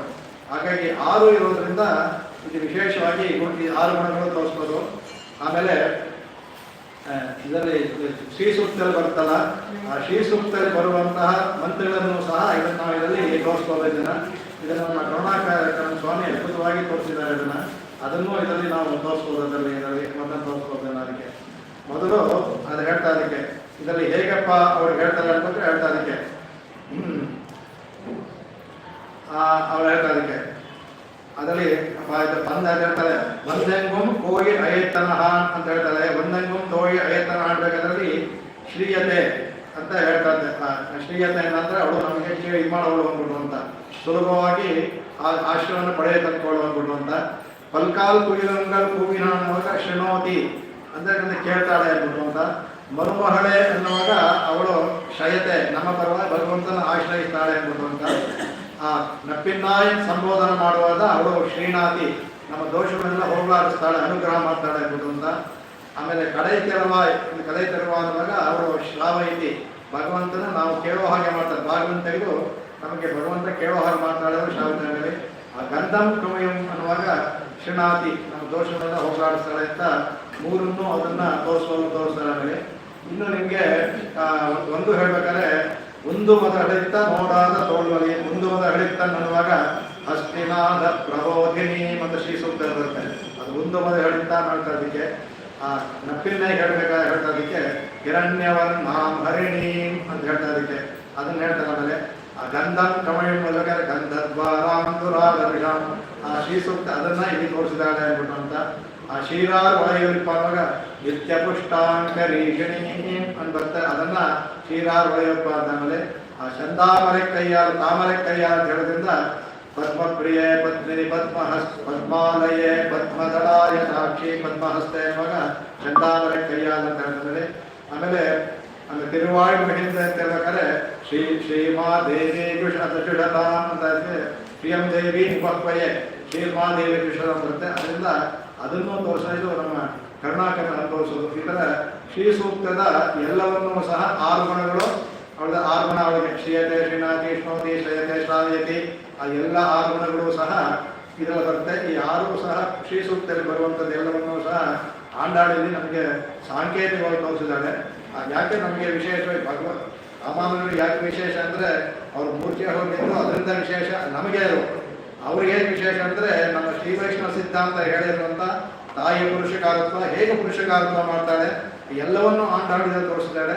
ತಾಯಿಯ 6 ಇದನ್ನು ಸಹ ಧಾತುವಿಂದ ಬರುವಂಥ ಎಲ್ಲವನ್ನೂ ತೋರಿಸ್ಕೊಟ್ಟಿದ್ದಾರೆ ಇದನ್ನು ಹಾಕ್ಬಿಟ್ಟು. ಹಾಗಾಗಿ ಅವರು ಸಹ ವಿಶೇಷವಾಗಿ ಇದನ್ನು ಹೇಳಿದ್ರು ಅಂತ ಹೇಳ್ತಾರೆ ಇದಕ್ಕೆ. ಆಮೇಲೆ ಈಗ ಭಗವಂತ ಸಿದ್ಧೋಪಾಯ, ಅದಕ್ಕೆ ಆ ಸಿದ್ಧೋಪಾಯವನ್ನು ನಾವು ಉಪಯೋಗ ಸಾಧ್ಯೋಪಾಯ ಬೇಕು ನಮಗೆ. ಆ ಸಿದ್ಧೋಪಾಯವನ್ನು ಭಗವಂತ ಇರ್ತಾನೆ, ಸಾಧ್ಯೋಪಾಯ ಬೇಕು. ಆ ಭಗವಂತನೇ ಸಾಧ್ಯೋಪಾಯ ಅಂತ ಹೇಳ್ತೀವಿ. ಆ ಸಾಧ್ಯೋಪಾಯ ಆಗಬೇಕಾದ್ರೆ ನಮಗೆ ಒಂದು ಪುರುಷಕಾರತ್ವ ಬೇಕು, ತಾಯಿ ಪುರುಷಕಾರತ್ವ ಬೇಕು. ಹಾಗಾಗಿ ಇವಳು ತಾಯಿಯ ನಪ್ಪಿನ್ನಯ್ಯನ ತಾಯಿಯ ಸ್ಥಾನದಲ್ಲಿಟ್ಟು, ನಾನು ಭೂದೇವಿ ಆದರೂ ಸಹ ನಪ್ಪಿನ್ನಯ್ಯಲ್ಲಿ ತಾಯಿಯ ಲಕ್ಷ್ಮಿಯ ಸ್ಥಾನದಲ್ಲಿಟ್ಟು ಇಲ್ಲಿ ಅವ್ರೇನು ಮಾಡ್ತಾರೆ, ಅವಳಿಗೆ ಅವಳನ್ನ ಭಗವಂತನ ಒರೆಸ್ಬೇಕಾದ್ರೆ ನಪ್ಪಿನ್ನಯ್ಯನ ಪುರುಷಕಾರದಲ್ಲಿ ಉಪಾಯ ಇರ್ತಾರೆ. ಭಗವಂತ ಉಪಾಯ ಸ್ಥಾನದಲ್ಲಿ ಇರ್ತಾನೆ, ಪುರುಷಕಾರ ಸ್ಥಾನದಲ್ಲಿ ನಪ್ಪಿನ್ನ ಇಟ್ಬಿಟ್ಟು ಆಗ ನಾವು ನಮ್ಮ ಇದನ್ನ ಕೋರಿಕೆಯನ್ನು ಹೇಳಬೇಕು ಅವನಿಗೆ ಅಂದ್ಬಿಟ್ಟು ಅಂತ ಹೇಳ್ತಾ ಅದಕ್ಕೆ ಹೇಳ್ತಾ ಇದಕ್ಕೆ ಭಾಷೆದರು ಪೆತ್ತ ಅಂತಾರೆ ನಮ್ಮೊಡೆ ಅಂತಾರೆ. ಅಂದರೆ ದೊಡ್ಡ ಪ್ರಯತ್ನದಿಂದ ಪಡೆಯುವಂಥ ವಿಷಯ ಇರ್ತಲ್ಲ, ಅದಾದರೆ ಚಿಕ್ಕ ಪ್ರಯತ್ನದಿಂದ ದೊಡ್ಡ ಫಲವನ್ನು ಪಡೆಯೋದು ಒಂದು ನಮ್ಮ ಕ್ಷಣ ಆಗುತ್ತೆ. ಪ್ರಯತ್ನ ಚಿಕ್ಕದು, ಫಲ ತುಂಬ ದೊಡ್ಡದು. ಅದರಿಂದ ಇದು ತುಂಬಾಗಿ ಹೇಳ್ತಾರೆ. ಈ ಪ್ರಧಾನ ಮಹಿಷಿಯಾಗಿ ನಪ್ಪಿನ ನಾವಿಲ್ಲಿ ಲಕ್ಷ್ಮಿಯ ಸ್ವರೂಪ ಪ್ರಧಾನ ಮಹಿಷಿಯಾಗಿ ತಗೊಳ್ಬೇಕೋದಕ್ಕೆ ಇಡೀ ಶಿವ ಸೂಕ್ತದ ವಿವರಣೆ ಕೊಡ್ತಿ ಅವರು ನಂಜಿಯವರು ಭಾಷ್ಯವನ್ನು ಬರೆದಿದ್ದಾರೆ. ಅವರ ಭಾಷ್ಯವನ್ನು ಬರೀಬೇಕಾದ್ರೆ ಕಡೆಯಲ್ಲಿ ಹೇಳ್ತಾರೆ ಅವರು. ಇದನ್ನು ನಾನು ನಮ್ಮ ಕಿಡಾಂಬಿ ಆಚಾನ್ ಅವರ ಅನುಗ್ರಹದಿಂದ ಅವರ ಭಾಷ್ಯಕಾರ ತಿರುವಳ್ಳವನ್ನು ಕಿಡಾಂಬಿ ಆಚಾನ್ ಮೂಲಕ ತಿಳ್ಕೊಂಡು ನಾನು ಇದಕ್ಕೆ ಭಾಷ್ಯವನ್ನು ಬರದೆ ಅಂತ ಹೇಳ್ತಾರೆ ಅವರು. ಅದರಲ್ಲಿ ಅವರು ಕಿಡಾಂಬಿ ಆಚಾರ್ಯನಿಗೆ ಇವರು ಹೇಗೆ ಉಪದೇಶ ಮಾಡ್ಬೋದು, ಈ ಮುಂದುವರೆದಂಥ ಭಾಷೆ ಕಿಡಾಂಬಿ ಆಚಾರ್ಯನಿಗೆ ಅವರ ಭಾಷೆಕಾರರು ಉಪದೇಶ ಮಾಡಿರ್ಬೋದು. ಶ್ರೀಸೂಕ್ತ ವಿವರಣೆ ಪೂರ್ತಿ ಅದ್ರಲ್ಲಿ ಬರ್ತಾರೆ. ಅದನ್ನೇ ವ್ಯಾಖ್ಯಾನ ಮಾಡಿ ಅವರು ನಂದಲ್ಲ ಭಾಷೆಕಾರ್ದ ಅದು ಕಿಡಾಂಬಿ ಆಚಾರ್ಯ ಮೂಲಕ ತಿಳ್ಕೊಂಡು ನಾನು ಬರದೆ ಅಂತ ಆ ಕಿಡಾಂಬಿ ಆಚಾರ್ಯ ಕೊಡ್ತಾರೆ. ನಮ್ಮ ಇವರು ಅದಕ್ಕೆ ಯತೀಶ್ವರ ಮಹಾನಸ ಸಂಪ್ರದಾಯ ಅಂತ ಹೇಳ್ತಾರೆ. ಮೊನ್ನೆ ಹೇಳಿದ್ದಾರೆ ಅಲ್ಲಿಂದ ಬಂದ ನಮ್ಮ ಕಿಡಿಯೇ ಕೋಳೆಯನ್ನು ಹೊಡೆದ ಹೇಳ್ತಾರೆ ಅವರು. ಅಪ್ಪುಳ್ಳ ಅಲ್ಲಿಂದ ಬಂದಿದ್ದು, ಆ ಸಂಪ್ರದಾಯ ಬಂದಿದ್ದು ಕಿಡಾಂಬಿ ಆಚಾರ್ಯನಿಂದ ಬಂದು ಕಿಡಾಂಬಿ ಅಪ್ಪುಳ್ಳಾರು ಬಂದು ಅವರು ನನ್ನ ಒಂದು ಗಿಳಿ ಥರ ಇಟ್ಟು ಅವರು ಹೇಳ್ಕೊಟ್ಟಿದ್ದರಿಂದ ನಾನು ಎಲ್ಲ ಬರದೆ ಅಂತ ಹೇಳ್ತಾರೆ. ನಂದೇನಿಲ್ಲ, ಅವ್ರು ಏನು ಹೇಳ್ಕೊಟ್ಟಿದ್ರು ಗಿಳಿ ಹೇಳೋ ಥರ ಹೇಳಿದ್ದೀನಿ. ಇದು ಮಹಾನಸ ಭಗವದ್ ಆಚಾರ್ಯದಿಂದ ಮಹಾನಸ ಅಂದರೆ ಅಡಿಯನ ಇದು ಅಲ್ಲಿಂದ ಬಂದಂಥ ಸಂಪ್ರದಾಯ ಅಂತ ಹೇಳ್ತಾರೆ. ಹಾಗಾಗಿ ಇದು ಸಹ ಈ ಶ್ರೀ ಸೂಕ್ತಕ್ಕೆ ಅವ್ರು ಬರೀಬೇಕಾದ್ರೆ ಈ ಮುಂದೆ ಹೇಳ್ತಾ ಭಾಷೆಯನ್ನು ಇಟ್ಕೊಂಡೆ ಅದಕ್ಕೆ ಅವ್ರು ಅವರು ಭಾಷೆಗಾರ ಕೊಟ್ಟಂಥ ವಿವರಣೆ ಇಟ್ಕೊಂಡು ಅದಕ್ಕೆ ಅದ್ಭುತವಾದ ಭಾಷೆ, ತುಂಬ ಚೆನ್ನಾಗಿ ಭಾಷೆ ಇದೆ. ಅದನ್ನು ಕಾಲಕ್ಷೇಪ ಮಾಡಬೇಕು. ಶ್ರೀ ಸೂಕ್ತ ಎಂತೆಂಥ ಪದಗಳಿಗೆಲ್ಲ ಒಂದೊಂದು ಪದಗಳಿಗೆ ವ್ಯುತ್ಪತ್ತಿ ತೆಗೆದು ಅದ್ಭುತವಾಗಿ ವರ್ಣನೆ ಮಾಡ್ತಾರೆ. ಎಲ್ಲವೂ ನಮ್ಮ ಸಿದ್ಧಾಂತ ಹೊಂದುತ್ತೆ. ನಮ್ಮ ಸಿದ್ಧಾಂತ ಇಟ್ಕೊಂಡು ಮಾಡಲಿಲ್ಲ ಅವರು, ಅಲ್ಲಿ ವರ್ಣನೆ ಮಾಡ್ತಾರೆ. ಆ ವರ್ಣನೆ ಎಲ್ಲವೂ ನಮ್ಮ ಸಿದ್ಧಾಂತ ಹೊಂದುತ್ತೆ. ಅದು ಹಾಗೆ ಬಹಳ ಹೇಳ್ತದಕ್ಕೆ ವಾಚಪರಂ ಪ್ರಾರ್ಥಯಿತ ಪ್ರಪಂಚೇ ನಿಯತ ಶ್ರೀಯಂ ಅನ್ನುವಂಥದಕ್ಕೆ ಶ್ರೀಯಂ ಮುಖ್ಯವಾಗಿ ಅದನ್ನು ತೋರಿಸಿಕೊಟ್ಟಿದ್ದಾರೆ. ತಮ್ಮ ಶರಣಾಗತಿನಲ್ಲಿ ತಾಯಿಗೆ ಮೊದಲು ಮಾಡಬೇಕು. ಇವತ್ತಿಗೂ ಸಹ ನಮ್ಮ ಶರಣಾಗತಿ ನಾವು ಮಾಡಿಕೊಂಡು ನಿಮಗೆ ಮಾಡ್ಕೊಳ್ಳೋದು ಗೊತ್ತಿಲ್ಲದೆ ಇರ್ಬಾರ್ದು. ಆಚಾರ್ಯರು ತಾಯಿಯಲ್ಲಿ ಮೊದಲು ಶರಣಾಗತಿ ಮಾಡಿ ಅನುಮತಿ ಪಡ್ಕೊಂಡು ಆಮೇಲೆ ಭಗವಂತನ ಶರಣಾಗತಿ ಮಾಡಿ ನಮಗೆ ಪರನ್ಯಾಸ ಮಾಡ್ತಾರಲ್ಲ, ಈಗಲೂ ಅದನ್ನೇ ಮಾಡೋದು. ಅವರಿಗೆ ಇಲ್ಲಿ ಆ ಶ್ರೇಷ್ಠತೆ ಲಕ್ಷ್ಮೀಷ್ಟ ಪತ್ನ್ಯವು ಅನ್ನ ಶ್ರುತಿಯಲ್ಲಿ ಬರುತ್ತೆ. ಅದೇ ಶ್ರೀ ಅಂದರೆ ಇದು ಲಕ್ಷ್ಮಿ ಮತ್ತು ಹೇಂದ್ರ ಭೂಮಿ ಮತ್ತು ಲಕ್ಷ್ಮಿ ಇಷ್ಟತೆ ಲಕ್ಷ್ಮೀಷ್ಟ ಪತ್ನ್ಯವು ಅಂದ್ಬಿಟ್ಟು ಅಂತ ಪತ್ನ್ಯವು ಅನ್ನುವಂತ ಹೇಳಿದ ಅದ್ರ ವ್ಯಾಕರಣದಲ್ಲೂ ಸಹ ಪತ್ನ್ಯವು ಯೋಗ ಸಂಯೋಗ ಅಂತ ವಾಣಿಜ್ಯ ಸೂತ್ರ ಮಾಡಿಬಿಟ್ಟು ಪತ್ನಿ ಪತಿಯಿಂದ ಬಂದಿದ್ದು ಅದಕ್ಕೆ ನಕಾರ ಒಂದು ಅವ್ಯಯ ಬಂದು ಪತ್ನಿ ಆಗುತ್ತೆ. ಅದು ಯಾಕಂದ್ರೆ ಯೋಗ ಸಂಯೋಗ ಅಂತ. ಈಗಲೂ ಯಾವ ಯಜ್ಞ ಆಗಾದ್ರೂ ಮಾಡಬೇಕಾದ್ರೆ ಪತ್ನಿ ಇರಲೇಬೇಕು. ಯಜ್ಞೋವಾ ಯೇಷಃ ಯೋ ಪತ್ನೀಕಃ ಅಂತ ಯಾವ ಅಪತ್ನೀಕ ಅವನು ಅಯಜ್ಞ ಆಗ್ಬಿಡ್ತಾನೆ, ಅವನು ಅಯಜ್ಞನಾಗ್ಬಿಡ್ತಾನೆ ಅಂತ ವೇದದಲ್ಲಿ ಹೇಳುತ್ತೆ. ಪತ್ನಿ ಇದ್ರೇನೆ ಯಾಗ. ಅದಕ್ಕೆ ಪತ್ನಿ ಯೋಗ ಸಂಯೋಗ ಅಂತ. ಅಲ್ಲಿ ಶ್ರೇಷ್ಠತೆ ಲಕ್ಷ್ಮಿ ಸೃಷ್ಟಿನೂ ಅದೇ ಥರ. ಅದಕ್ಕೆ ಯಾರಪ್ಪ ಅಂದರೆ ಶ್ರೇಷ್ಠತೆ ಲಕ್ಷ್ಮೀಷ್ಟ ಪತ್ನ್ಯೋ ಅಹೋರಾತ್ರೆ ಭಾಷೆ ಅದರಲ್ಲೇ ಹೇಳೋದು. ತಾಯಿಗೆ ನಿತ್ಯತ್ವವನ್ನು ಶ್ರುತಿನೇ ಹೇಳಿದೆ. ಅಲ್ಲಿ ರಾತ್ರಿ ಇದ್ದರೆ ಪ್ರಳಯ, ಎಲ್ಲ ಪ್ರಳಯ ಕಾಲದಲ್ಲೂ ಭಗವಂತ ತಾಯಿ ಇರ್ತಾರೆ ನೇರ ಶ್ರುತಿನೇ ಹೇಳುತ್ತೆ. ಇನ್ನು ವಿಭುತ್ವ ಹೇಳೋದ್ರಲ್ಲಿ ಹೇಳಿದೆ. ಅದರಲ್ಲಿ ವಿಭುತ್ವ ಇಲ್ಲ ಅಂದ್ಬಿಟ್ಟು ತಾಯಿ ವಿಭುತ್ವ ಬರೋದಿಲ್ಲ, ಜೀವಕೋಟಿಗೆ ಬರ್ತಾರೆ ಅಂತೆಲ್ಲ ಅದರಲ್ಲಿ ತಪ್ಪು ಅಂತ ಶ್ರುತಿನೇ ಹೇಳಿದೆ. ಅದನ್ನು ತೋರಿಸ್ಕೊಟ್ಟಿದ್ದಾರೆ. ಅಷ್ಟೇನೋ ಶ್ರೀ ಭಾಷೆಯಲ್ಲಿ ನೇರವಾಗಿ ವಿಭುತ್ವವನ್ನು ತೋರಿಸ್ಕೊಟ್ಟಿದ್ದಾರೆ. ಪರಾಶರ ಭಟ್ರು ತಮ್ಮ ಗುಣರತ್ನ ಕೋಶದಲ್ಲಿ ತಾಯಿಗೆ ವಿಭುತ್ವವನ್ನೇ ನೇರವಾಗಿ ಹೇಳಿದ್ದಾರೆ. ವಿಭುತ್ವ ಎಲ್ಲ ಕಡೆನೂ ಇದೆ ಅದರಲ್ಲಿ. ಇಲ್ಲಿ ಅದನ್ನು ಹೇಳ್ತಾರೆ. ಅಲ್ಲಿ ಭೂಮಿಗಳು ಗೋದೆ ಬಂದು ಅವಳು ನೀಳೆ, ನಪ್ಪಿನೇ ನೀಳೆ ಅವತಾರ. ಇವಳು ಅವರ ನಂತರ ಲಕ್ಷ್ಮಿಯ ಒಂದು ರೂಪ. ಇವಳು ಸಾಕ್ಷಾತ್ ಗೋದೆಯ ಅವತಾರ, ಸಾಕ್ಷಾತ್ ಕ್ಷಮಾಮ ಇವಳು. ಹಾಗಾಗಿ ಆ ಶ್ರೇಷ್ಠತೆ ಲಕ್ಷ್ಮೀಷ್ಟ ಪತ್ನಿ ಅನ್ನೋದರಲ್ಲೂ ತೋರಿಸುತ್ತೆ ಅಂದ್ಬಿಟ್ಟು ಅದನ್ನು ಹೇಳ್ಕೊಡ್ತಾರೆ ಅದಕ್ಕೆ. ಆಮೇಲೆ ಇದರಲ್ಲಿ ಅವರಿಬ್ಬರಿಗೂ ಸ್ವರೂಪ ಬೇರೆ, ಲಕ್ಷ್ಮೀ ಯೋಗ ಇಬ್ಬರಿಗೂ ಇದೆ. ನಾವು ವಿವಾಹ ಮಾಡೋದಕ್ಕೆ ಭೂ ನೀಳ ಅಂತ ಹೇಳಿದ್ರು 3 ಜನಕ್ಕೂ ಸ್ವರೂಪ ಭೇದವಿಲ್ಲ. ಅದೇ ಕಾರ್ಯದಿಂದ ಕಾರ್ಯಭೇದ ಇರುವಾಗ ಸ್ವರೂಪ ಭೇದ 3 ಜನಕ್ಕೂ ಇಲ್ಲ. ಹಾಗಾಗಿ ಎಲ್ಲವೂ ಹೇಳ್ತಾರೆ. ನಿತ್ಯೈವೈಷ ನಿಬುತ್ವ ಹೇಳುತ್ತೆ. ಸಾಕ್ಷಾತ್ ವಿಷ್ಣು ಪುರಾಣದಲ್ಲೇ ಹೇಳ್ಕೊಡ್ತಾ ಇರ್ತಾರೆ ಅದಕ್ಕೆ. ನಿತ್ಯೈವೈಷ ಜಗನ್ಮಾತ ವಿಷ್ಣು ರಣಪಾಯಿನಿ ಅಂದ್ಬಿಟ್ಟು ಅಂತ. ವಿಷ್ಣು ಶ್ರೀ ರಣಪಾಯಿನಿ ಅಂತ ಶ್ರೀ ಪದವನ್ನು ಹಾಕಿದ್ರಲ್ಲಿ ಅದಕ್ಕೆ ಯಥಾ ಸರ್ವಗತೋ ವಿಷ್ಣು ಅದು ಹೇಳ್ತಾರೆ. ತಥೈವೇಯಂ ದ್ವಿಜೋತ್ತಮ ಅಂತ. ಅಂದರೆ ಅವ್ರು ಹೇಳಿದ್ರು, ರೈತರ ಹೇಳೋದು ಅಂದರೆ ಅವಳು ನಿತ್ಯೈವೈಷ ಅವಳು ನಿತ್ಯ. ಅವಳು ಭಗವಂತ ಹೇಗೆ ನಿತ್ಯನೋ ತಾಯಿಯೂ ಸಹ ನಿತ್ಯಳೇ. ಅವಳು ವಿಷ್ಣು ಶ್ರೀ ಅನಪಾಯಿನಿ. ವಿಷ್ಣು ಮತ್ತು ಶ್ರೀ ಅಂತ ಲಕ್ಷ್ಮೀನ ಅನಪಾಯಿನಿ. ಒಬ್ಬರನ್ನು ಅಗಲಗಿಲ್ಲೇ ಹಿರಿಯವೆನ್ನೋದು. ಒಬ್ಬರನ್ನೊಬ್ಬರು ಬೇರ್ಪಡಿಸಲು ಸಾಧ್ಯವೇ ಇಲ್ಲ. ಅದು ಆ ಥರ. ಅದರಿಂದ ಹೇಳ್ತಾರೆ ಯಥಾ ಸರ್ವೋಗತೋ ವಿಷ್ಣು. ವಿಷ್ಣುವಿಗೆ ಏನೇನು ವೇದದಲ್ಲಿ ಹೇಳಿದೆಯೋ ಎಲ್ಲವೂ ಹೇಳ್ತಾರೆ. ತಥೈವೈಯಂ ಎಲ್ಲವನ್ನು ತಾಯಿಗೆ ಇಟ್ಕೋ. ಶ್ರುತಿಯಲ್ಲಿ ಪರಾಶರ ಹೇಳ್ತಾರೆ ತಾಯಿ ಶ್ರುತಿಯನ್ನ ಹೆಚ್ಚಾಗಿ ಹೇಳಿಲ್ಲ. ಯಾಕೆಂದ್ರೆ ಭಗವಂತನ ಹೇಳಿದ್ದೆಲ್ಲ ನಿನಗೆ ಅಂತ ಹೇಳಿದ್ದೆಲ್ಲ, ಹಾಗಾಗಿ ನಿನ್ನ ಬೇರೆ ಹೇಳಿಲ್ಲ, ಭಗವಂತನ ಹೇಳಿದ್ದೆಲ್ಲ ನಿನಗೂ ಆಗುತ್ತೆ ಅಂತ ಹೇಳೋದ್ರಿಂದ ನಿನ್ನನ್ನು ಬೇರೆಯಾಗಿ ಕೂತು ಹೇಳಿಲ್ಲ ಅಂತ ಅವ್ರು ಕೊಂಡಾಡ್ತಾರೆ ಅವರು. ಆ ಥರ ವಿಷ್ಣುವನಿಗೇನೋ ಇರೋದ್ರಿಂದ ಇದೆಲ್ಲದರಲ್ಲೂ ಸಹ ನಮ್ಮ ತಾಯಿಗೆ ತಾನೇ ಸಹ ನಮಗೆ ಶರಣಾಗತಿಯನ್ನು ಕೊಡೋಕ್ಕೆ ಅರ್ಹತೆ ಇದ್ದರೂ ಸಹ ಅವಳು ತನ್ನ ಪತ್ನಿ ಸ್ವರೂಪವನ್ನು ಇಟ್ಕೊಂಡು ಭಗವಂತನ ಮೂಲಕ ಕೊಡಿಸ್ತಾಳೆ ಅಷ್ಟೇ. ಅವಳು ಕೊಡೋಕ್ಕೆ ಅವಳಿಗೆ ಸಾಕ್ಷಾತ್ ಅವಳಿಗೆ ಅಧಿಕಾರವೂ ಇದೆ. ಇದನ್ನು ಹೇಳ್ತಾ ಅದಕ್ಕೆ. ಆಮೇಲೆ ಇನ್ನೊಂದು ಸ್ವಲ್ಪ ಇದೆ, ನಾಳೆ ಕವರ್ ಮಾಡ್ಬಿಟ್ಟು ಬಂದಕ್ಕೆ ಹೋಗೋಣ. ಸಮಯ ಆಗಬೇಕು ನಿಮಗೆ.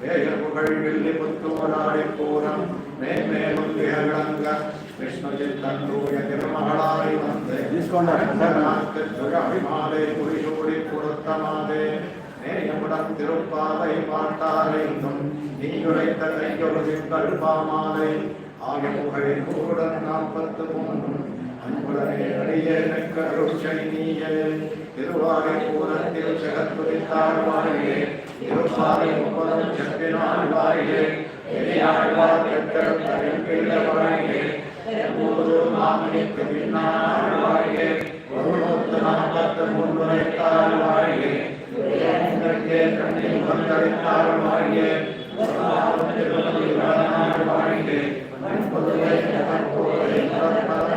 வாழியே கோதை இறந்தோர் கோவிந்தன் வாழ்வோர் சிவமணிமானம் தோன்றுமோர் நீதியால் நல்ல பக்தர் வாழ்வோர் நான் மலைகள் ஓதுவோர் எல்லை ஒத்து போனோர் ஆதரங்களை தீர்க்கும் வரவழி காட்டும் வைக்கும் தெட்டாலும் கோதைகளை ஐந்தும் அறையாத மாடுகளை வைக்கும் திருவடி